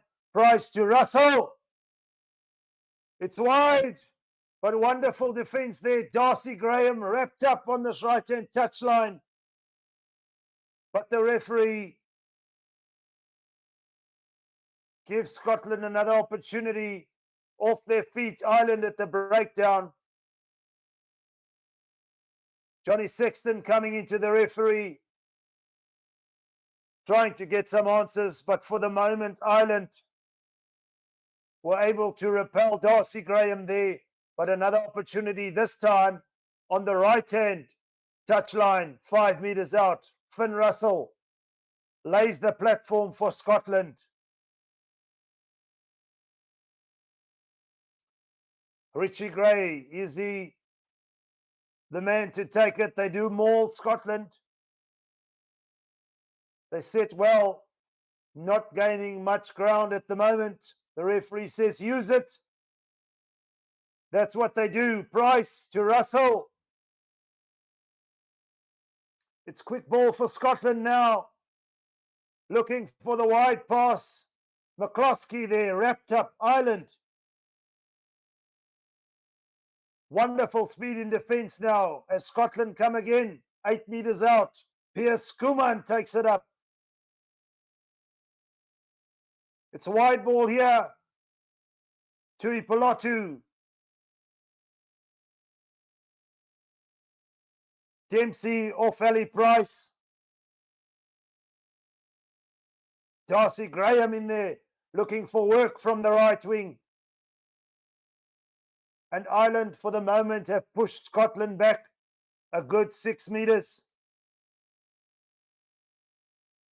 But here comes Scotland again down this right-hand side, about 20 metres in from the touchline.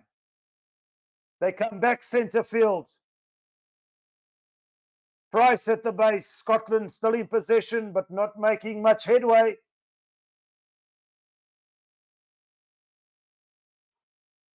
Price to Ritchie.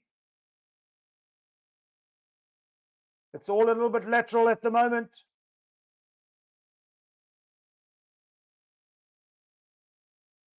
We're on the Irish 22 now. So what started as a line out on the 5 metre mark has come back towards the Irish 22 centre field. Rory Dodge trying to make a few metres.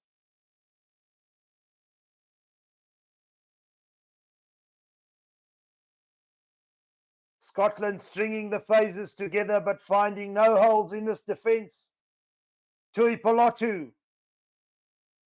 Little razzle dazzle with the feet there. We're still on the 22. On this 15 metre mark, on this left-hand touchline, Scotland just can't find a way through. And a slight fumble there at the breakdown. I think it was Ali Price. And Ireland again repel the Scottish attack. Psychologically, what will that do for Ireland? And how can Scotland respond?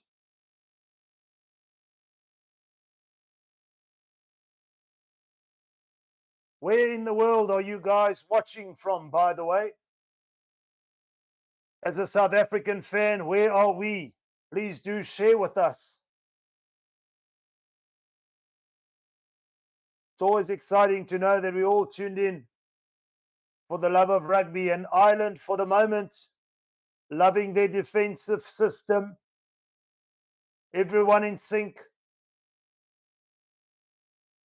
Time is off for the moment, and Ireland still lead by 5 points to 0 via that early try from James Lowe.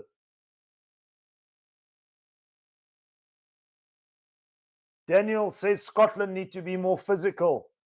I hear you, brother, and that's the thing. It was what we were talking about in terms of the power game and mixing it up with that ability to have the long passes, players running different lines. Scotland's first need to lay that platform, and they have the players. They always talk about South African players being big and physical. And have you seen the Fijians, my brothers? They are massive. So it's rugby, I guess, in terms of the professional game. Each player, in terms of their physical ability, is right up there and on par. I think it's just the ability to transition that with skill. The trick is in the timing. And I think the mental aspect of things, knowing when to apply that, has a lot more room for improvement than the physical, because I don't know how much bigger these guys can get. They're huge. So there's big forwards here. Piers Skuman, Jamie Ritchie, Jack Dempsey for Scotland, Ireland, Peter O'Mahony, Caelan Doris, Josh van der Fleer. They're not small blokes. It's just they know when to go route one. Just having that efficiency. And Ireland get the scrum penalty and another opportunity to get the ball out their own half. They have been inside their own half for a while after that early try. But it was Xander Fagerson infringing at that scrum. And Ireland now with a rare opportunity in this first half inside the Scottish territory. Just inside the Scottish 10-metre mark on this left-hand touchline. Gibson Park. Sexton. Aki back to Sexton. Ireland working their way towards the 22 now. Playing from right to left. Gibson Park with the short ball. Scotland desperate to not give away too much territory here. But a slight fumble again. So the handling letting Ireland down. They made it just about up to the 22 of Scotland after that win in the line out. But Scotland forcing the unforced error there. And Scotland now with the scrum. Just outside their 22. They'll be looking to exit, I'm sure, from this position. But knowing full well they still need to chase those 4 tries. It's all at stake here in this Pool B clash. Jonathan says New Zealand SA final. The rugby gods, will they be smiling on us for that one?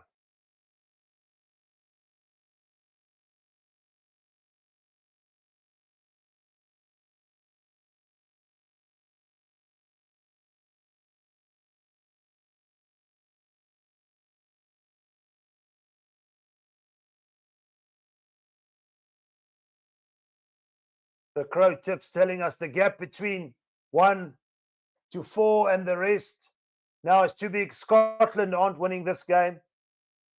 He's definitely the guy to talk to.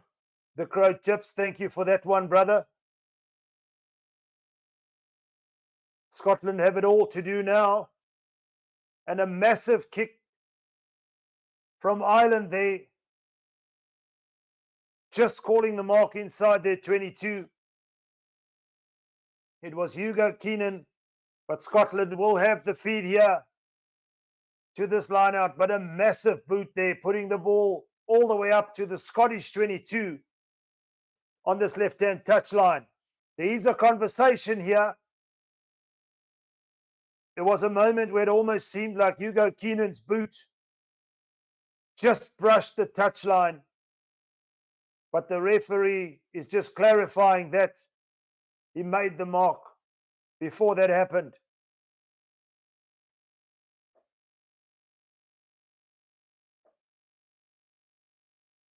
Noah Phillip kind of want New Zealand to beat Ireland. We love the All Blacks, so we're always going to be, as South Africans, a little bit biased because the South African All Black rivalry is unmatched.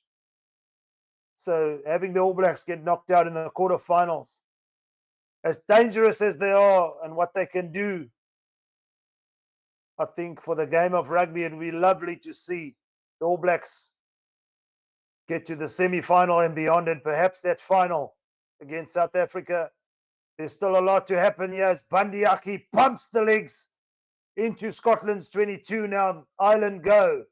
Centre field. They're 15 metres out towards this left-hand touchline. Ireland, here's a break now. Hansen just couldn't hold on to the ball. Cross-cover defence from the captain of Scotland, Jamie Ritchie there. And for the moment, Scotland, at their heart in their mouth, they can ill afford another try conceded, but Ireland deceptively finding the space there. Wonderful little offload, but it was Jamie Ritchie coming across, knocking the ball out of Mac Hansen's hand with a wonderful tackle. That's the physical stuff we want to see, except we're at the wrong end of the field for Scotland. They don't want to be defending all night. And as I take a look, it's taken a little bit of a toll on Jamie Ritchie there. He seems to be battered and bruised. How long will he be able to continue for? But showing his worth in gold there with that cover defence, preventing an almost certain try for Ireland. But for the moment, it's still 5 points to 0. Kirk says Fiji can take England. What an exciting prospect, Kirk. Fiji and England. Fiji to their first semi-final ever. That'll be sensational. Judging by England's performance earlier on against Samoa, all is not said and done there, as Jamie Ritchie, in fact, is coming off the field. Massive collision earlier on, which caused him to take a bit of a breather, and I think there was a step too far in that cover defence. And Scotland lose their influential captain, and they trail by 5 points to 0 here. They do have possession, 7 metres out from this left-hand touchline, and 5 metres out from their own try line. But again, it's an exit strategy. They won't be looking to play any sort of attacking style from here.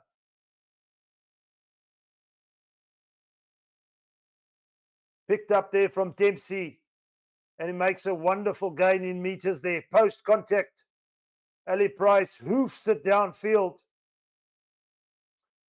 and puts it into touch. We're just about on Ireland's 10-metre mark now. So wonderful exit there from Scotland. Real disappointment there as we take a look at Jamie Ritchie. Is this potentially Scotland's last opportunity at this World Cup? And what makes it more emotional, I guess, is the fact that he'll be taking no further part in this game. Ireland get the feed to the line out. Bandiaki takes it up. We're on the Irish 10-metre mark now. Centre field. Gibson Park. The chase is good. The ball is loose. Van der Fleer is there to pick up the loose ball, and Ireland make a few metres from that kick. Gibson Park looks for some space down this right-hand touchline, but Darcy Graham, wonderful positioning from the right winger, makes his mark there. Scotland, though, still pinned down inside their 22.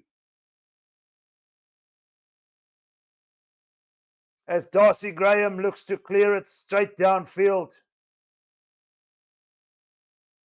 And does, in fact, find a good touch. We're now on the right-hand touchline on the Irish 10-metre mark. Good positioning from the winger there. The Crow tips, I agree with you, Richie. Massive, massive blow for Scotland. As we see a replacement here for Ireland now. Mac Hansen coming off the field.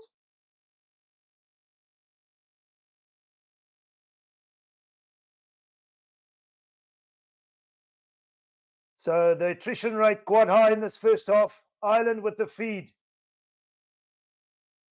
Just on their 10-metre mark in their own territory on this right-hand touchline.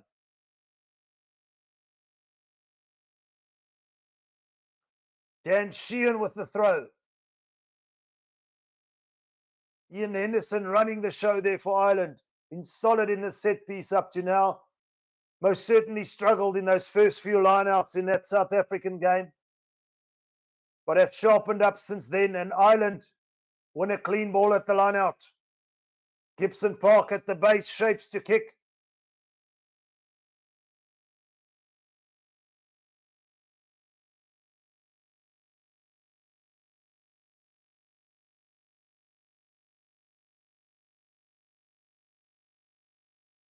And Ireland will have the feed to the line out there. Ali Price underneath, the high ball from Gibson Park.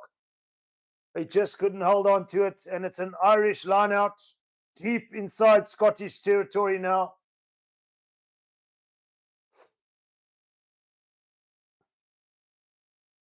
Sheehan with the feed again. So Ireland gaining some free meters there. Gibson Park, Sexton. Bandiaki met in centre field. Difficult man to bring out, but here come Ireland. Route 1. Scotland have a pillar in place. Lost in contact, and Scotland managed to kick the ball away, looking for a 50-22. But Keenan, Hugo Keenan for Ireland, scrambles back. But a huge net gain for Scotland there. We now about 35 metres out from the Irish try line on this right-hand touchline with the Scottish feed. George Turner, but it's another lost line out for Scotland. So where Ireland have been efficient, Scotland have failed themselves at the moment. There is still a second half, but for the moment, Ireland contesting at the line out as Gibson Park shapes for a kick. The contest is there, but a wonderful pluck out of the air there. Darcy Graham running onto the ball. Easy like a Sunday morning, and here comes Scotland now, trying to find some space. Tui Polotu up to halfway. Russell kicks, there's not much chasers there, and Gibson Park has the opportunity now to put the ball in touch.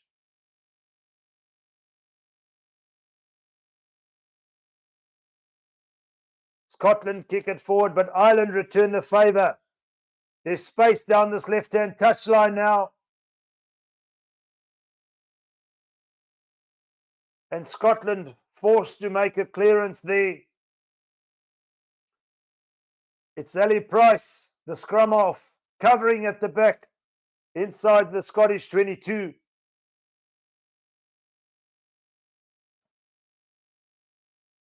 But Scotland on the wrong end of the field, they need to be scoring tries. Ireland, very comfortable in possession. Their set piece is going strong. James Lowe getting some attention. We've already seen the exit of McHanson. James Lowe, of course, scoring that early try. It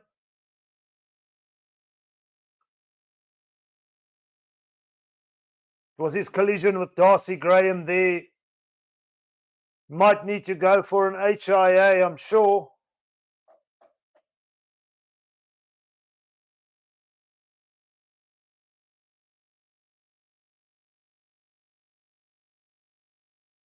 Daniel says he hopes Eben gets revenge on Lowe.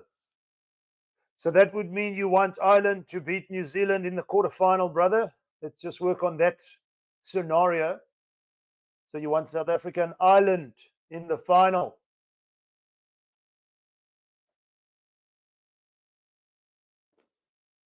Ireland still lead by 5 points to 0. It's a very tight affair.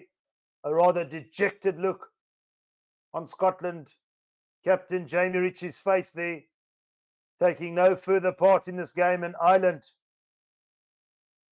won the line out. Playing towards this right-hand touchline. They find some space here. Down the right-hand touchline. Shifting the ball, it's Hugo Keenan. And Ireland are in for their second try. I took my eyes off it for a second, and Ireland were running some shifty lines in the back line there, playing from left to right. Clean ball off the top on the line out. Johnny Sexton heavily involved there, taking that lovely back pass, and it's the fullback joining the line. The trick is in the timing, and this time around, Hugo Keenan gets in for Ireland's second try. Simply sensational.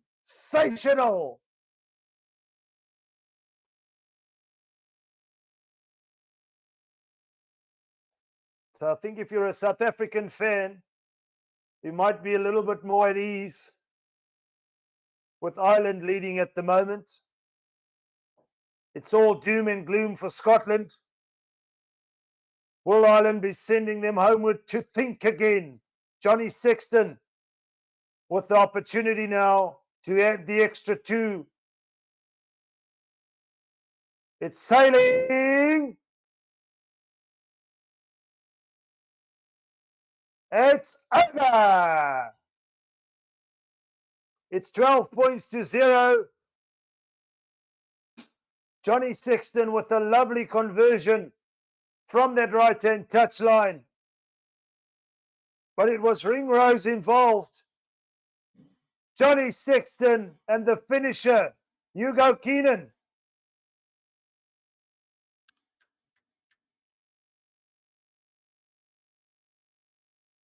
Scotland kick off now.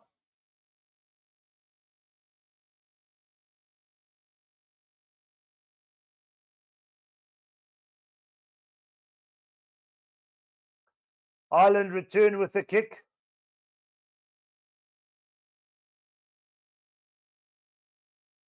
Scotland with rare possession now inside Irish territory, trailing by 12 points to 0.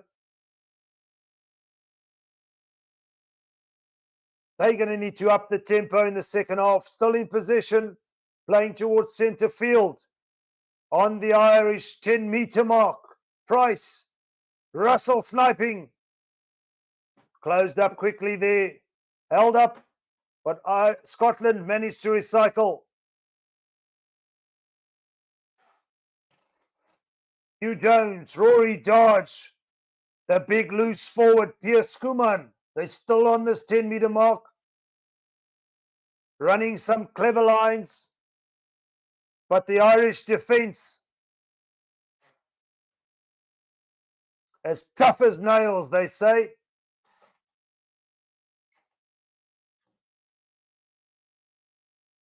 Ireland over the ball. And as I mentioned it, the breakdown efficiency, the ability to slow the ball down, stay on their feet, contest for the ball. Incredible. It's Andrew Porter, the loose head there. Full of emotion. Knows what it means to Ireland to get over this hurdle. Get to that quarterfinal. Make a statement. For all intents and purposes, it would seem, against the All Blacks. For the moment, Ireland lead 12 points to 0.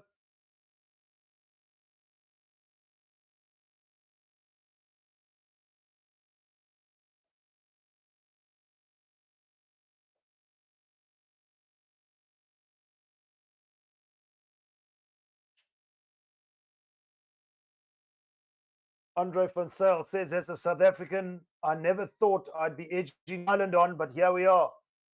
Yeah, man. They beat us the other day. They caused so much stress and sadness. But yeah, we are rooting for Ireland. Let's play it safe. We want South Africa in that quarterfinal. We are the world champs. Surely now, Ireland get the ball off the line out. And they're almost up to the Scottish 22.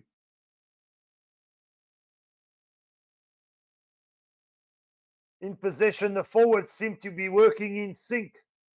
Playing towards this right-hand touchline, McCloskey.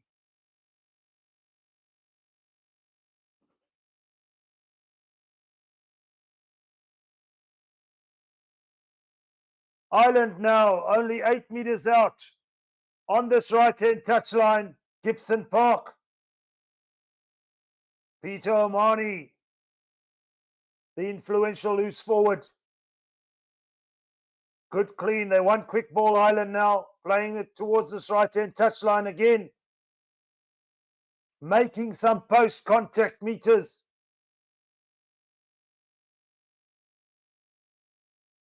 Ireland only 2 meters out now. It's advantage, says the referee. Gibson Park snipes. Can he get there? Scotland desperately holding on now. Here's a try for Ireland. It's try number 3. It seems like it's Ian Henderson, the lock forward. Not every day that you see him scoring. It is in fact Ian Henderson. Ireland keeping it tight. 2 meters out. Scotland desperate to not concede another try. And for Ireland, it's all going according to script. For Scotland, it's unraveling somewhat now. A mountain to climb for Scotland. Ireland not affording Scotland the opportunity to assert themselves in any single way. The true testament to a team that is serious about contesting this Rugby World Cup. Johnny Sexton with the conversion attempt. Easy as you like, straight down the middle. An Ireland lead by 19 points to 0.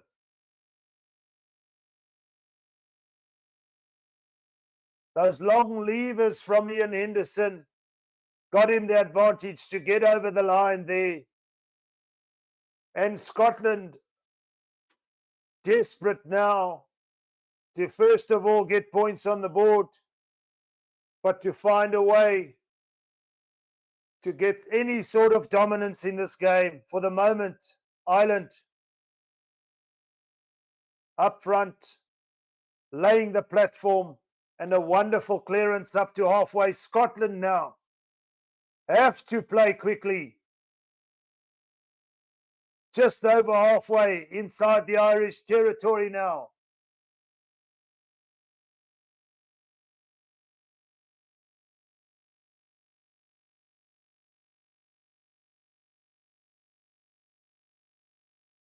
Scotland going backwards. There's no way through this Irish defence.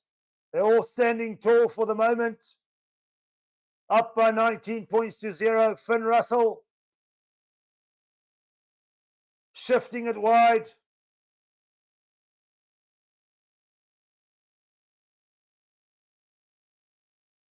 But there's just no way through for Scotland at the moment. Little fumble there. And Ireland, with their defence, are forcing Scotland to make the pass, forcing them to make the error. And Mac Hansen will be coming off permanently.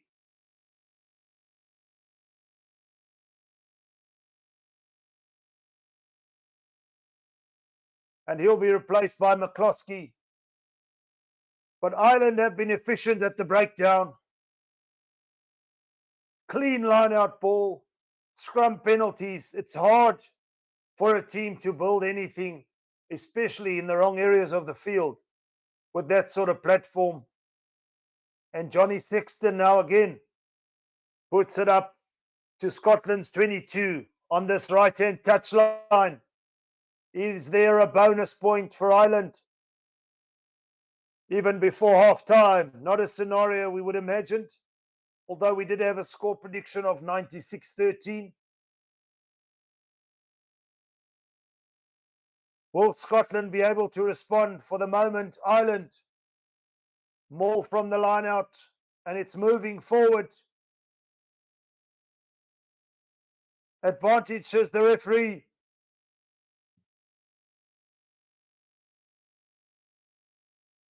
Ireland want to play quick here. Gibson Park, they're 2 meters out. Playing under advantage, Ireland. It's almost like deja vu. But just not able to hold on to that last pass there. But the referee coming back for the advantage. I think a slight fumble from Caelan Doris there. But Scotland infringing in the danger zone. And you want to think a few more of those here, and they might be seeing a yellow card. Finn Russell trying to get some clarity from the referee. They're under the pump at the moment. And Ireland, 8 meters out, tip and go. Sheehan, Dan Sheehan, the hooker, decided to pass it straight to the referee, who doesn't have a green jersey on. And he has to blow a scrum to Ireland there. Nick Berry getting himself in the way of things there. Should have took a dive over the line himself there, Nick Berry. Just for the giggles. But he saw his error. Ireland up to a trick play there, but the referee just getting in the way. Unfortunately, by accident. So Ireland will have the feed now. We're about 5 meters out. 15 meters in from this right-hand touchline. Ireland to feed the scrum.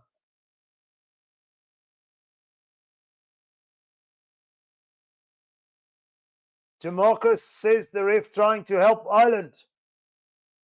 Looked like he was trying to help Scotland there.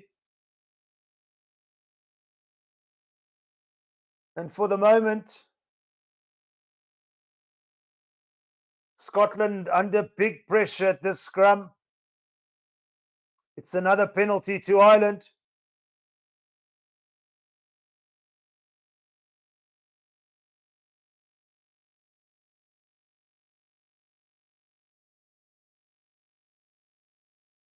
Ireland again with a tap and go. Very unconventional, but it's Dan Sheehan, the hooker. Puts his head down like a rhino and goes forward. We're 2 meters out. Omani's over the top to clean. Gibson Park. The replacement, McCloskey's in there. Ireland desperate to secure the bonus point before half time. Here's a try. Yes, it is. I think it's Gary Ringrose, but that's the bonus point. In fact, it's the fullback, Hugo Keenan. He's scored one already tonight. He has a brace. Scotland a little bit compact on defence there. The ball was shifted wide towards this left-hand touchline. He had support out wide. Went on his own, had the momentum.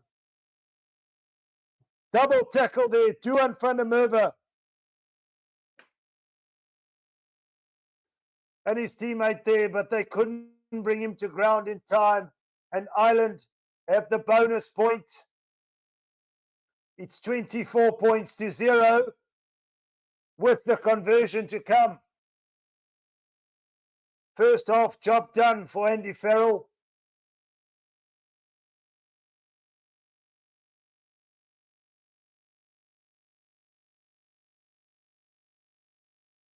Sexton only missed one tonight.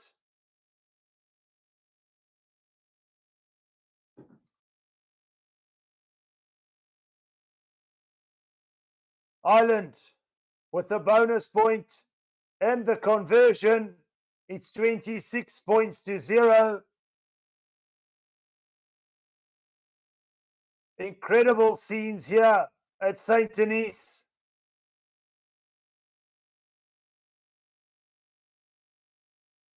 Scotland unable to get on the scoreboard. And as things stand, South Africa will in fact end this group. If the score were to finish now at 26 points to 0, South Africa would end in second place and play France. in that quarterfinal. But there is, in fact, a second half.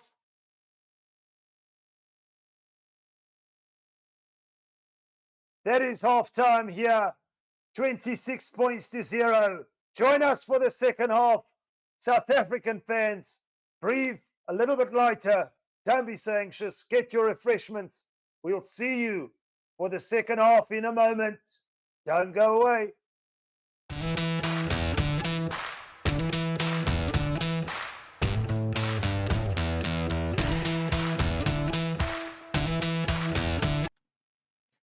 Hello everybody, Stevie P here from Forever Sports, and I'm here to tell you about BOYLESPORTS, the official betting partner of Forever Sports. Across all of our channels, they are one of the leading betting companies in the world and have recently launched in South Africa with an amazing offering. You can get a 1,000 Rand welcome offer. For the rugby, they are giving you 25% payout boost up to 2,000 Rand on the Springboks winning the World Cup, as well as an extra 50 Rand bet when you stake 250 more on rugby during the Rugby World Cup. It is your one-stop betting shop.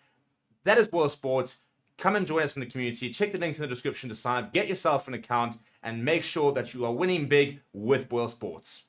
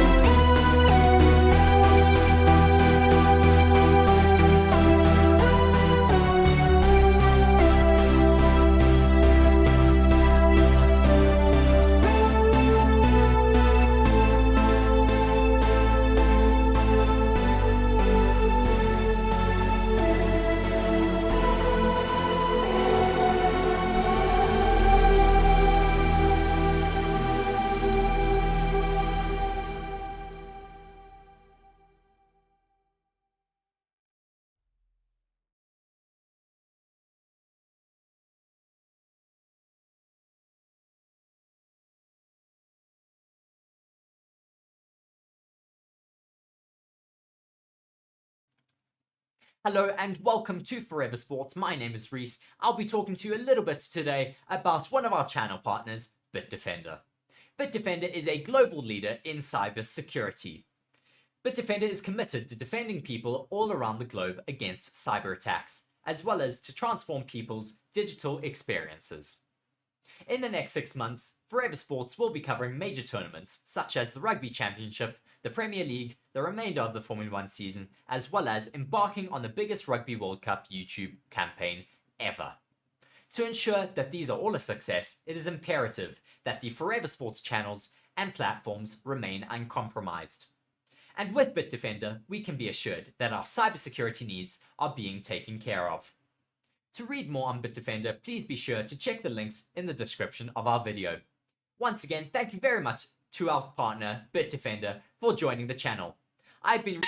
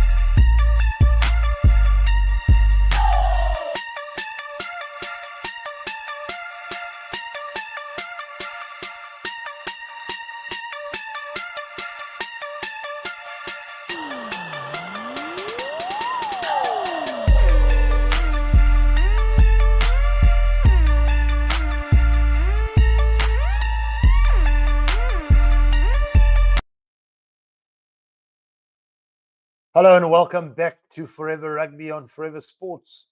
We just witnessed first half.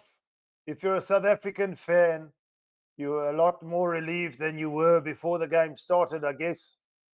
Ireland 26 points to 0 up at halftime, getting that bonus point. So for Scotland to have a realistic chance, they need to score in this second half 47 unanswered points to take Ireland out of the equation or take South Africa out of the equation. 47 unanswered points. How realistic is that? Guys, there is a poll running. Do you think Scotland can come back from this one? Or do you think it's all too late for Gregor Townsend? A lot has been made of the Scottish side. I think they made it up to 5th position in the world ranking. So that's their best feat ever, I'm sure, in history. And you kind of felt, I beg your pardon, that this generation of Scottish players would be able to challenge in this Rugby World Cup. But in a group where South Africa and Ireland are involved, it's always going to be a tough one. South Africa came up short against Ireland, and we saw in this first half how Ireland have dominated Scotland by just having the dominance at the set piece, having the dominance in physicality, being able to slow the ball down, where Scotland were on attack inside their 22. So the defensive system of Ireland, the ability of the players to be in sync and be tuned in is unrivaled, and Scotland have it all to do. It'll be interesting to have been a fly on the wall at halftime in the Scottish dressing room as to what Gregor Townsend had to say to his players. For the moment, It has to be go out there, express yourself, and make your country proud. Is it a mountain too far to climb for Scotland at the moment? Nothing is impossible, but the impossible just became a little bit more impossible. Or should I say the possible became a little bit more impossible with this scoreline at halftime. 26 points to 0.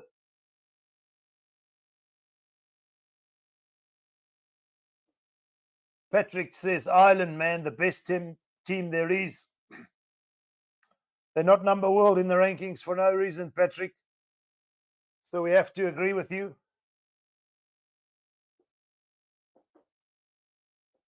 The team's heading out to the field for the second half. Scotland playing from left to right. And for Ireland, their halftime team talk, I'm sure. Let's just keep this rhythm. Let's make sure we keep the intensity, is what I'm guessing. But a 4-try bonus point at halftime is not a situation Scotland would have imagined. Hardly ideal for them at all. Finn Russell has tried to steer the ship tonight, but his forwards not getting the platform. Not laying him the platform, should I say, but we're underway in the second half. Scotland get the ball back from the kickoff and immediately play wide down this left-hand touchline. Martin De Bruin says Ireland's winning streak will end against the All Blacks in the quarterfinal. So you reckon the All Blacks are hot, Martin? It looks like that's the game to make at the moment, unless Scotland can come up with something miraculous. Price to Russell. Ireland have to defend now early in the second half. Scotland desperate for points. Only got 3 against South Africa. And Ireland would have been considered the other big team in this group, still scoreless. So for all their attacking abilities, Scotland not having the answers at the moment. Ireland answering everything with resolute defence. Price. Scotland still in possession. Feed it wide to Darcy Graham, who cuts back in field. We're still on the 10-metre mark of Irish territory, playing towards centre field now. From left to right, it's quick ball for Scotland.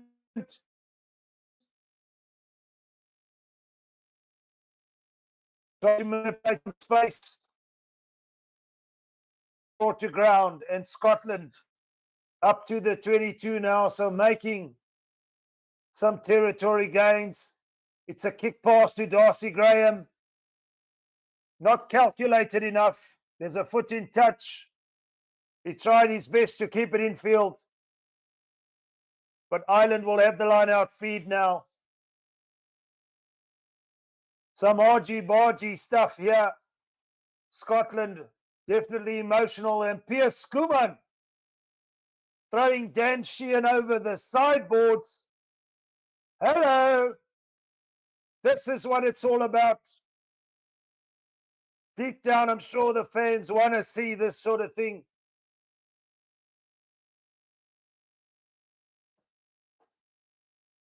Richie Gray involved, Johnny Sexton involved. The referee is definitely going to have to get a grip on things. There was a big moment there where it seemed Piers Skuman, Van der Merwe's involved with Peter O'Mahony. The emotions boiling over here at St. Denis. The scoreline not favouring the Scottish doesn't mean they don't want to go to war. But we're going to have to get back to rugby soon. Wayne Barnes, the assistant referee, involved now. Nick Berry walking all over, trying to get a grip on these huge beings. Compared to the referee giants. How do you contain them with all that testosterone? And the referee definitely wants to have a word with the captains, a stern word, I'm sure.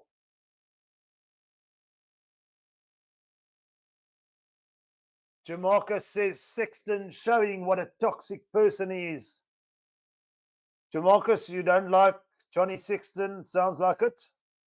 Not my favourite, but he's just doing what an irritating fly-off does.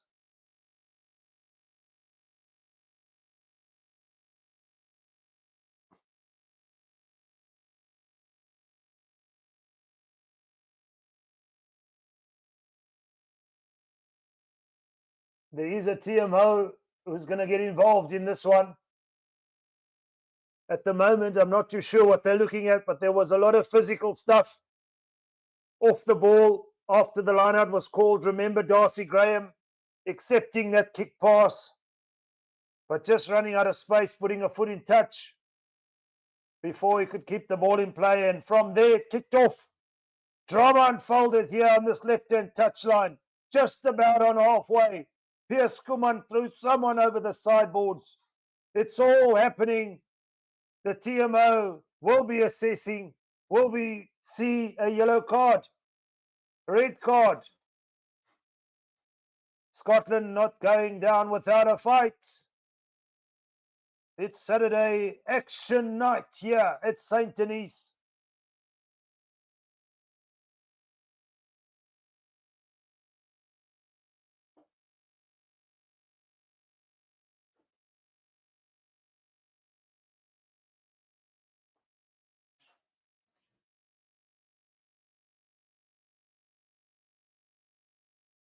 Yellow card to Ollie Smith there. So we do in fact see a yellow card off the ball incident from Ollie Smith. Not too happy with the decision, but Ireland will get the penalty there. After all that argy-bargy,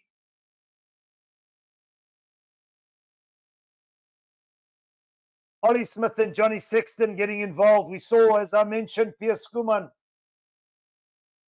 ruffling up the feathers of Dan Sheehan there. But Ireland with the penalty kick.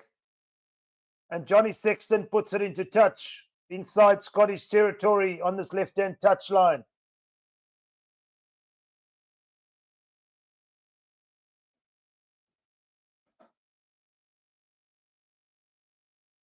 Willis says Ireland to fly the Northern Hemisphere flag. That's in fact what they're doing, but don't forget about France. And Ireland come away with it again. Bandiaki bashes his way inside the Scottish 22. After a successful line-out feed for Ireland. Easy meters now, post-contact.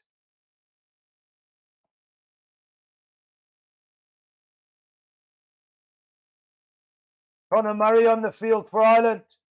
Manipulating space out wide.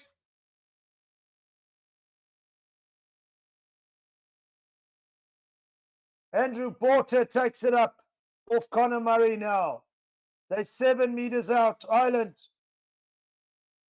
Playing towards this left-hand touchline. Scotland have to defend for their lives. But it's Dan Sheehan on this left-hand touchline who collects the last pass. And it's Ireland who have stamped their authority on this game. It's 31 points to 0.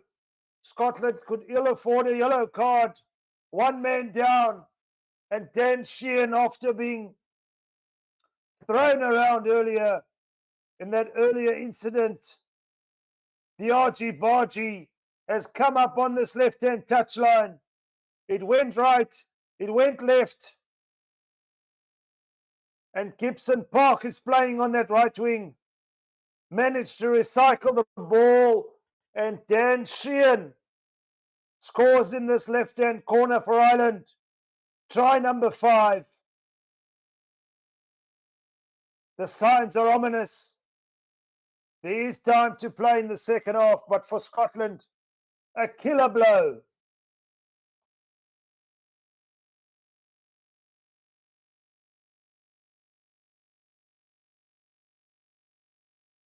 Luca says, go Scotland.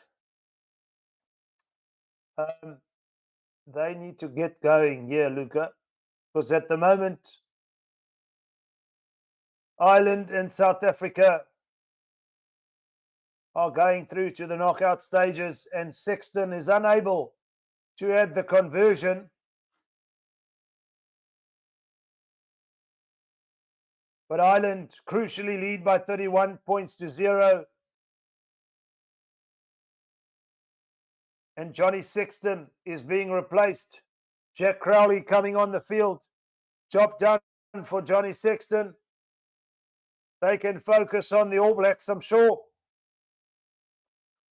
All doubt has all but been removed. Ireland have made it easy for South African fans. We're in second in the group. We play France next week, Sunday, 9 p.m. Don't forget, live with Stevie P on Forever Rugby at Forever Sports. Just about confirmed as Conor Murray clears from the kickoff. Doesn't find touch. Scotland have to run it back. It's Hugh Jones.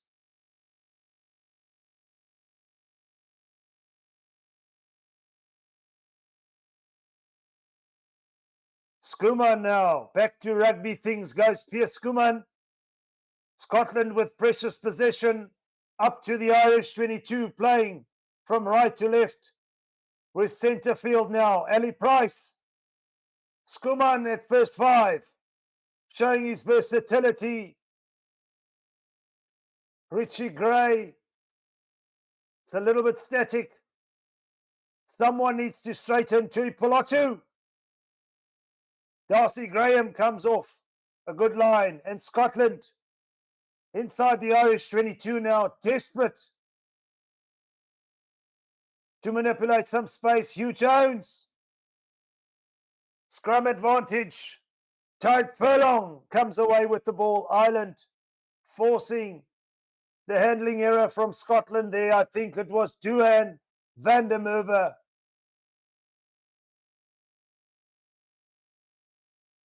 And Ireland pump it deep upfield. Scotland have to play from their own 22 now. Here comes Darcy Graham, straight down the middle, sees a gap.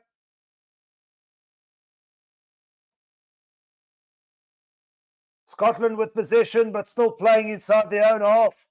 Wonderful ankle tackle there on Hugh Jones. Ali Price to Skuman again. He's come more into this game, the South African. And Scotland get some reward for their attacking play, their phase building play there with the penalty. Nick Berry judging infringement and infringement at the breakdown. Finn Russell desperate to get play underway as quickly as possible, but with an unforced error, trying to get as many meters as he can. Doesn't find touch. Ireland recycle the ball, and Scotland lose a lot of net gain, but we're still inside the Irish 10-meter mark here on this left-hand touchline, as we see a whole host of replacements on for Ireland.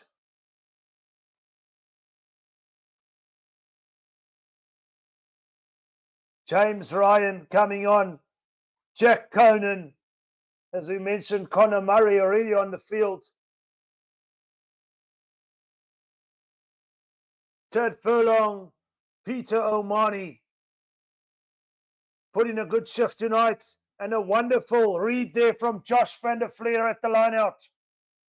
Off Scotland's ball, Ireland steal it. Looking for a 50-22. But here comes Scotland now. Down this left-hand touchline.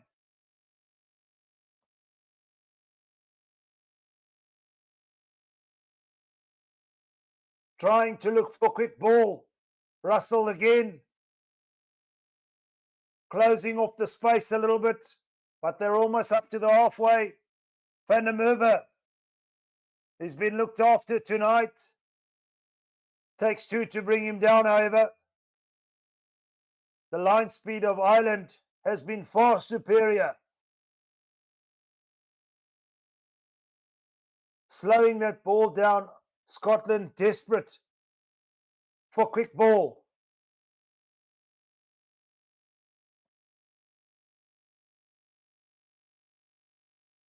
Price to Russell, looking for a 50-22. And this time around, the class of the number 10 of Scotland is coming through. One wonders if it's a little bit all too late for Scotland. They needed more of that in the first half.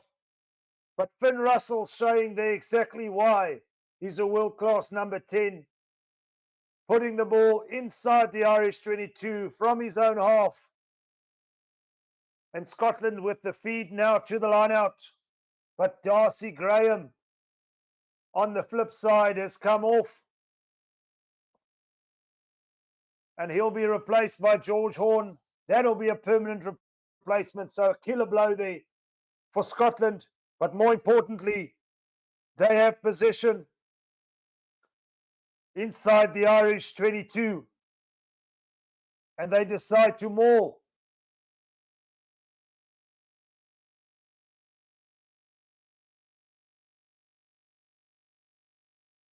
Scotland playing from left to right. Price again. Looking for the big forwards in Richie Gray.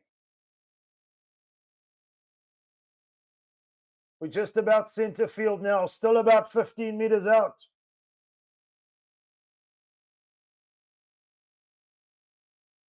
Scott Cummings takes it off Ellie Price. Russell again. Tui Polotu's worked hard all night, but not finding the space they so desperately seek. Skuman takes it up hard. Scotland keeping it tight and now shifting it wide. Here's an opportunity for Finn Russell. They're 3 metres out, just brought to ground. Scotland. Ellie Price. This is their best opportunity of the evening, Scotland now. Trailing by 31 points. But with the intensity on this try line and playing under advantage, Dempsey goes into clean. No advantage, says the referee. Ireland offside at the breakdown. Scotland will have an opportunity to kick for touch, perhaps, or more importantly, go for a tap and go, which is what they'll do. George Turner with the ball at his foot. It's desperate stuff for Scotland here at St. Denis. And it's a turnover ball, unforced error, couldn't handle it at the base. After the quick tap and go, Scotland do get their yellow card back. Ollie Smith is back on the field, but Ireland still resolute in defence, still keeping Scotland scoreless. 5 metres from their own try line underneath the posts.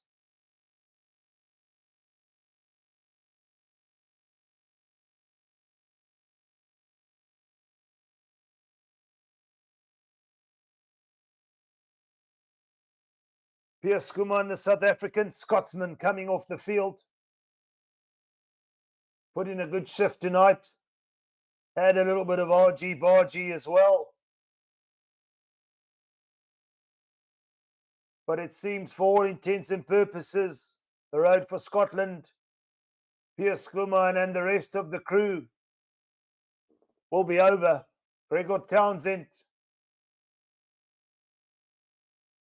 not showing much emotion, but desperate times for Scotland here.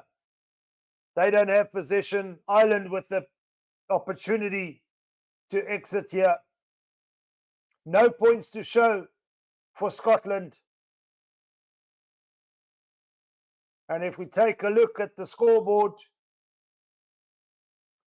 Ireland way out in front at 31 points to 0. Beautiful conditions this evening. for a lovely attacking running game. Unfortunately, we've seen all the attacking and conversion of that attack only from one team, and that's from the team in green tonight, the Irish, standing tall, shoulder to shoulder. They've answered Ireland's call. They have a feed to the 5-meter scrum here. They've had the upper hand for the most part of the game. In the scrums, Ireland. Sometimes teams want to get an early hit. The referee just resetting there.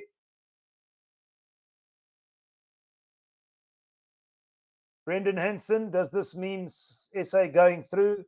Yes, brother.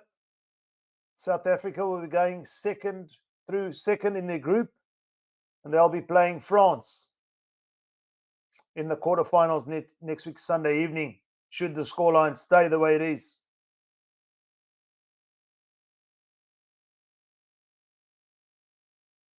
Ireland with the feed.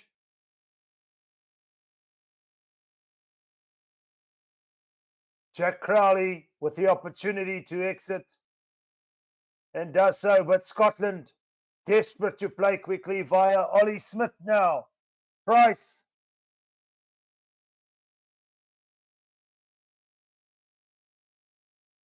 There's just no way through at the moment. And Ireland competing at the breakdown and winning that ball. Ronan Kelleher, the replacement hooker, legally over the ball there, and Ireland come away with it now. Asserting themselves at the breakdown, looking for space. Ireland almost up to the halfway. Playing from left to right, it's advantage, says the referee. You can't play the 9. The 9 being Conor Murray. And the referee will be coming back for advantage. An infringement from Scotland there, playing the man without the ball. And another opportunity for Ireland to get out of their own half. The ball in the hands of Jack Crowley. He'll be looking to find touch for Ireland.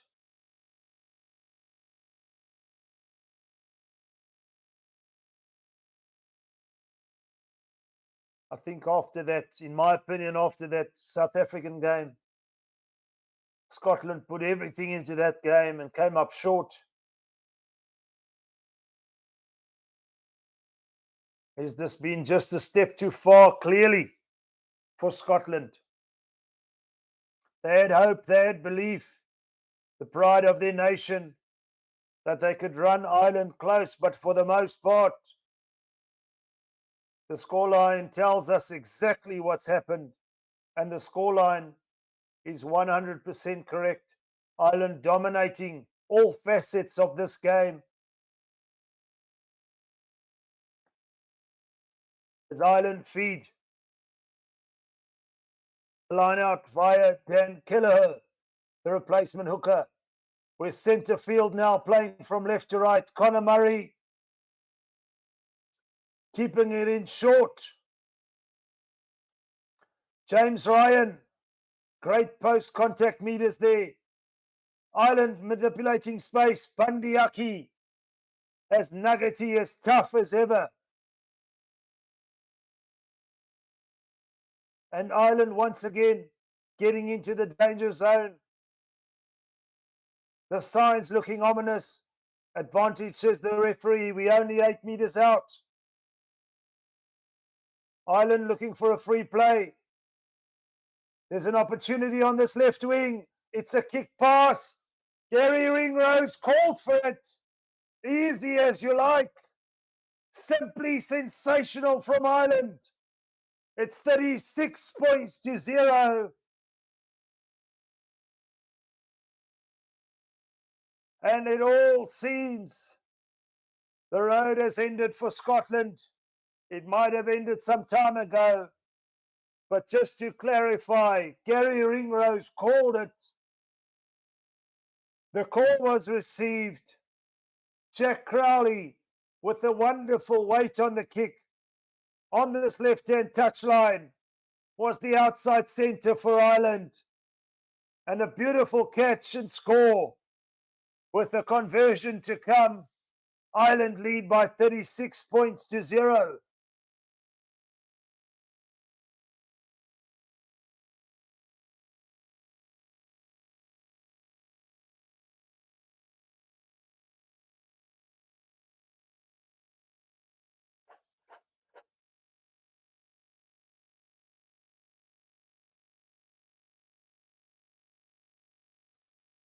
That's try number 6 for Ireland.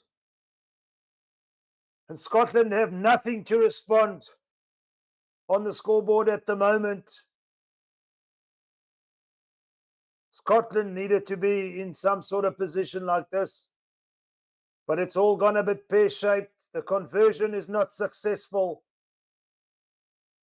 But you'd forgive him there, Jack Crowley, with a wonderful weight on the kick. Needed Gary Ringrose to collect and score. A beautiful try. Hands on heads for Scotland. Is that the final nail in the coffin? Is that their participation at this Rugby World Cup all but over? Ireland with the restart, playing positively from inside their own half. It's a long ball down this left-hand touchline.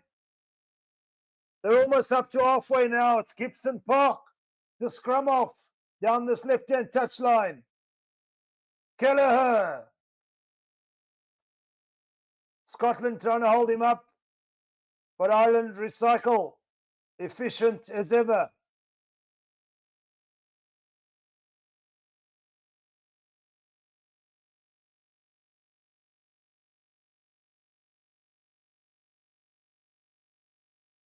They're into the Scottish territory now. Conor Murray.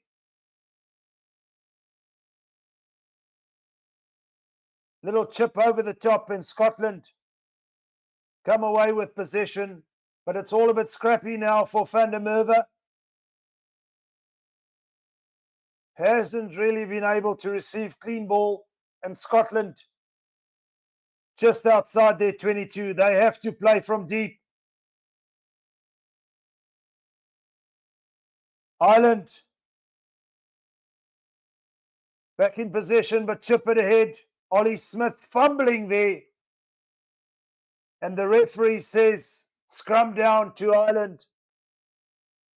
It almost looked like Finn Russell might have been taken out without the ball there. But the referee right on the spot.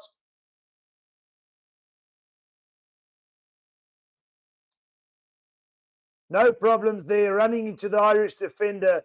Hugo Keenan put the grubber ahead. And Ollie Smith in 6s and 7s for Scotland. And Bundyaki celebrating as if that was a try. So you see what it means to the Irish. They might be 36 points to 0 up, but it's not job done. The intensity, as it was in the first minute, is still there. Scrum down to Ireland on this left-hand touchline, just inside the Scottish 22 now.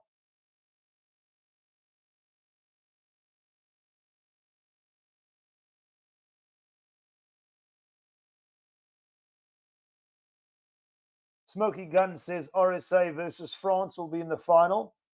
I don't think that can happen according to the way the draw's been done. South Africa will be playing France in the quarterfinals. One of those teams will be knocked out. Unfortunately, that's just according to the draw. And according to this scoreline, as the referee sets the scrum, it's a reset, it's a penalty for Scotland. But they're deep inside their 22 now. Desperate to get play on as quickly as possible. And Russell again doesn't find touch. And who's there but Gary Ringrose for Ireland? Hoofs it upfield, and Scotland have to play from deep via Finn Russell.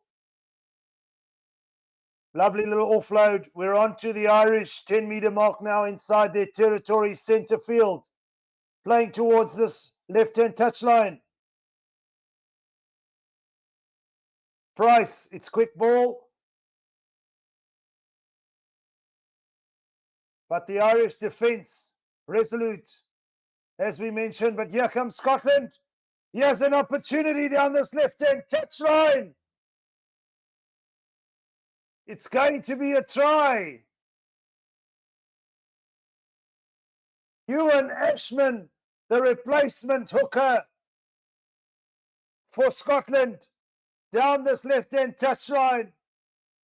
And Scotland finally on the board.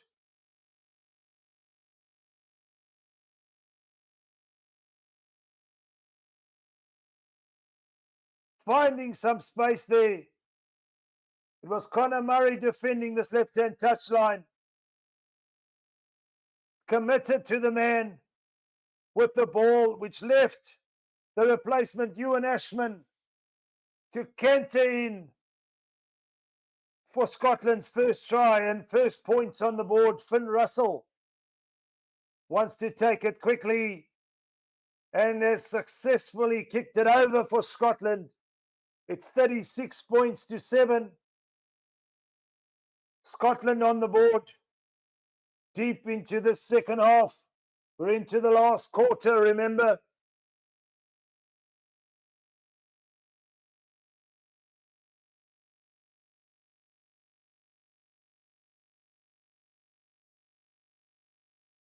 Rory Dodge coming off the field.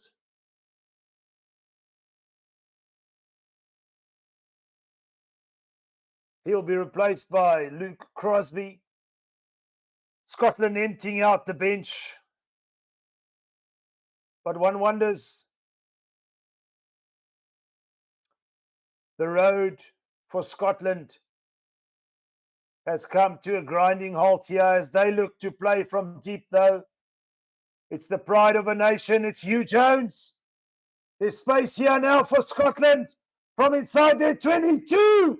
What a sensational try! It's going to be Ellie Price running a wonderful support line. And Scotland score their second try immediately after scoring their first try. It took 64 minutes to score their first try. But immediately thereafter have scored another. It's 36 points to 12 with the kick to come. There's still 15 minutes to play.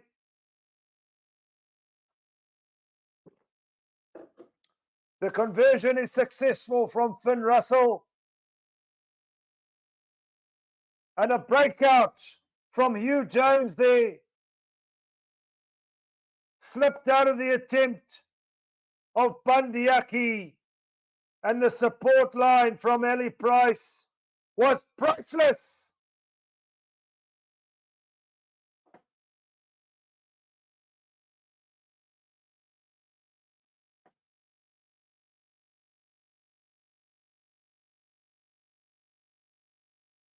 $36 points to 14 now.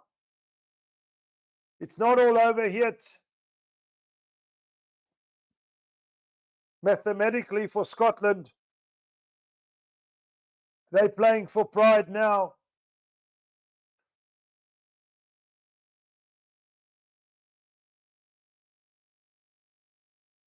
They would need to prevent Ireland from getting 2 bonus points. So still again, score 4 tries, win by 8 or more. So Scotland would need to get to 44 points. 30 unanswered points.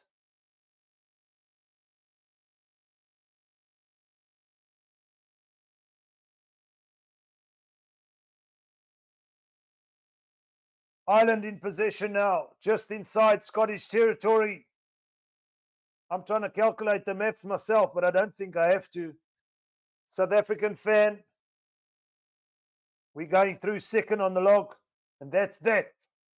That's what I believe. Scotland showing their cards a little bit too late, but it is a turnover.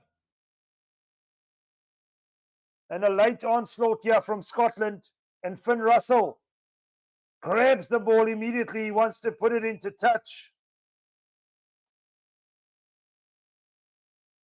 And here comes Scotland now. We're inside the Irish 22 on this left-hand touchline.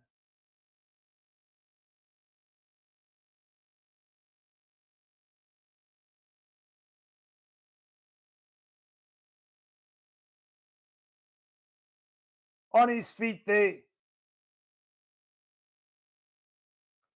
Luke Crosby, the replacement. Ireland been efficient all night. Just taking their foot off the pedal a little bit here. The momentum has shifted slightly towards Scotland. But time will not allow us to make a full game of this, I don't think.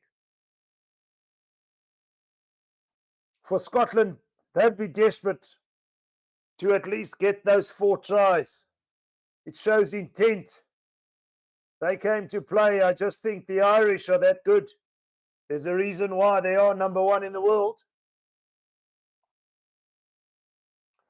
Sean says, if Ireland throw this, I'm going to be quite upset. I'm with you, Sean.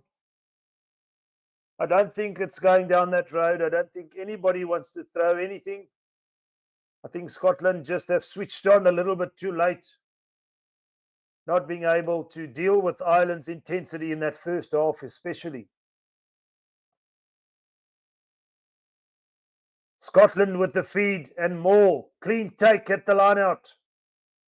Ashman at the back. It's moving, the referee says use it once. Patrick, that was what I was saying. Ireland have got, oh sorry, Patrick says Ireland has got big lads. I was saying that earlier. All these teams, we're on par in terms of physicality. So it's kind of a myth that South Africa have the biggest players. I think we just have that South African gees. It's a loose ball here. And it will be an Irish put into the line out. Just inside. A Scottish put into the line out, I beg your pardon. Just inside Irish territory.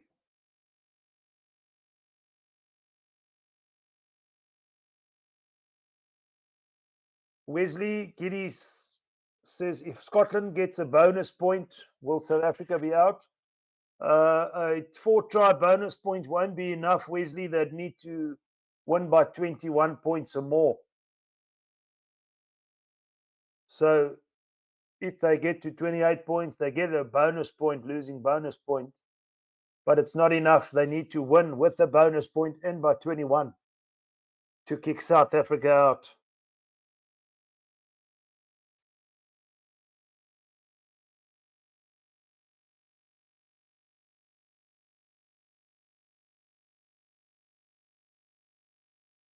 Ireland in possession, but on the 10-meter mark.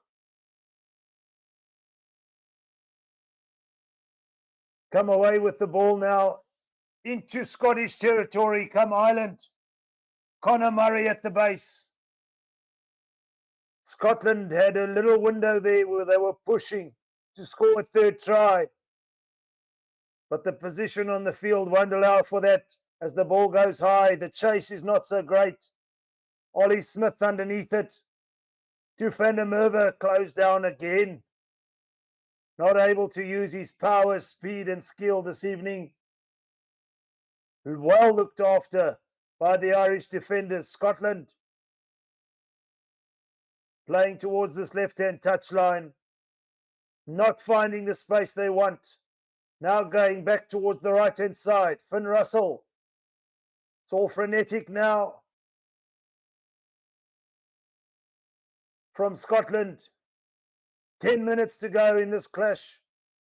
Ireland well ahead by 36 points to 14.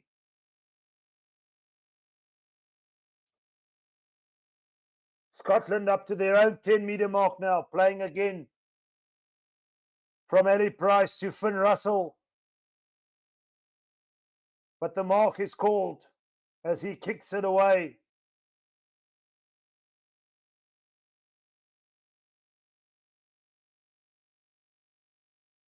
Hugo Keenan has been good all night, scored a brace of tries. For Ireland, his positioning at fullback. Defence has been solid and now has the opportunity to kick for touch. Deep into Scottish territory, the ball doesn't find touch. Scotland have to run everything now.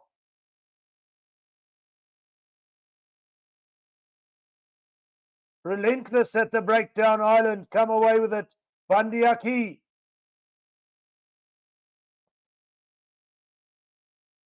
Powers his way to another few meters. Onan Kelleher for Ireland takes it in short. Conor Murray, Crowley. The kick pass here. Well read there from Finn Russell, and Tui Polatu has to come and clean up. Ireland contesting heavily at the breakdown here. We're just outside the Scottish 22.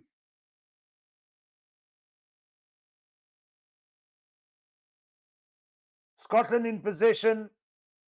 It's all moving a little bit lateral at the moment.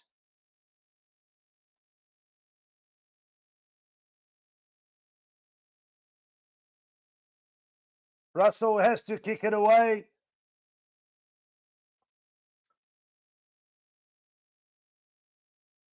Ireland via Jack Crowley. Kick it high, and Finn Russell calls for the mark, kicks it away again. So Scotland not playing with ball in hand at the moment. Both sides out on their feet, I'm sure. Ireland able to turn defence into attack in this game by defending hard and taking the opportunities where they can. Scotland looking for space, but Jack Crowley returns the favour. It's a kicking duel at the moment. Dean Morgan says Finn Russell is a class act. We agree with you, brother. It's just he hasn't had the opportunity tonight to set any platform. With this resolute Irish defence and cleaning at the breakdown, contesting, and again another penalty for Ireland. They've put their hand up, just like the All Blacks, just like the French, as real contenders now for this Rugby World Cup. South Africa, of course, still involved as things would stand now. So there's the Rugby World Cup culminates towards the knockout stages. The teams you kind of expected were there will be there, except for one, and that's Fiji, who've overcome their group of Australia, beating the Australians, taking their place. Perhaps we'll wait that Portugal-Fiji game, of course, but just the fact that Fiji are in a position to just need 1 point to qualify is incredible. For the most part, all eyes here on Pool B. I'm sure the All Blacks coaching staff will be taking a look at this game. They want revenge or vengeance against the Irish. We know what they did to the Irish in the quarterfinals in 2019. But the Irish got one on the All Blacks with that series win. But this, of course, a much more experienced Irish team dominating Scotland this evening. Crowley in possession.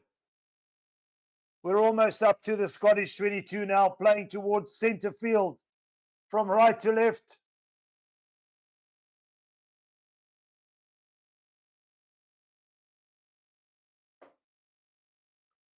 Rock On says Ireland's B team who's playing now. I think they've made a lot of substitutions as well, just to make sure that they don't risk anyone getting injured, because that quarterfinal is going to be a very, very big one against the All Blacks.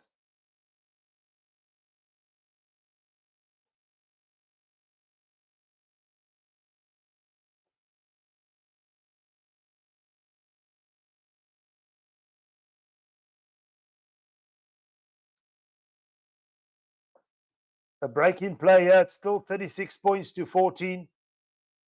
4 minutes to play here at St. Denis. And it's job done for Ireland. As a South African fan, we can have some sense of relief. It was all mathematical from the start, but for now, it's confirmed South Africa are in the quarterfinals, and we will be playing against France next Sunday evening, 9 p.m. South African Standard Time. As I mentioned, Stevie P will take you live for that watch along. It's going to be an exciting one. It's knockout stages. And for Scotland, this is perhaps, or was perhaps, a bridge too far after that bruising encounter against the Springboks. That's somewhat of an interesting fixture list, having those 2 weeks off. And then playing again against perhaps what would be deemed weaker opponents, and now having to fight their way against Ireland. And they've come up short this evening. Scotland, they lost their captain, Jamie Ritchie, early. And the look on the faces of the Scottish players is a look of dejection here in St. Denis. Ireland well and truly topped their group in Pool B, which leaves us as South African fans with no doubt where our eyes will be glued into come Sunday next week. There's obviously some other exciting quarterfinals coming up. As we mentioned, with this result, Ireland up against the All Blacks after France demolished the Italians and ending top of their group. Of course, the All Blacks ending second after losing to France on opening match day. And the pressure is compounded here for Scotland with the feed to the scrum, but conceding a scrum penalty. And Jack Crowley will look for touch to perhaps put the final stamp on this encounter in Pool B at the Rugby World Cup.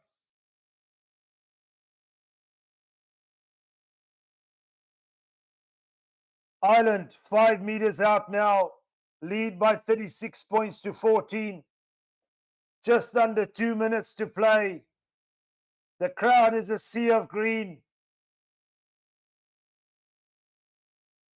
They'll take their unbeaten record to 17 games without a real sweat, except for that 5-minute blitz from Scotland after they scored that first try in the second half.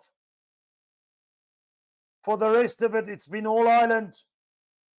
Doris, they're 3 meters out now. Murray at the base. Van der Fleer working hard at the breakdown. Might not have been carrying as much, but relentless in the clean out and slowing that ball down. And Ireland have another penalty here. Decision time. This game is in the bag. It's all said and done. South African fans, we can rest in the knowledge that South Africa will be in the knockout phases. Rassie Erasmus, Jacques Nienaber, we wish you all the best for that match. As a true South African fan, we'd love to see South Africa go all the way. And as I say that, Ireland go all the way. They score a try. Finlay Bealham, the replacement prop, comes up, pops up at the right time for Ireland.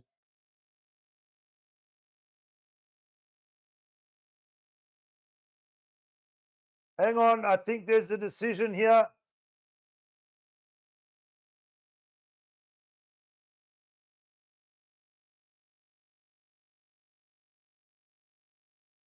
The try is not going to stand. It's still 36 points to 14. There was a handling error there.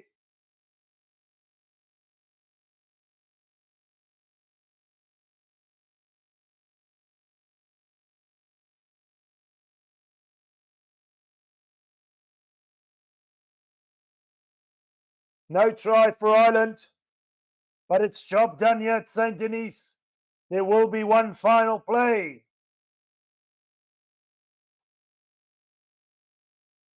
Scotland with the feed. They've come up short against Ireland tonight. The #1 team in the world.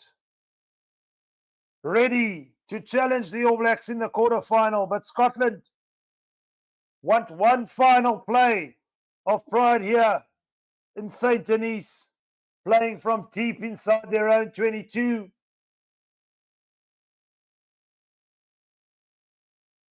Duan van der Merwe's away.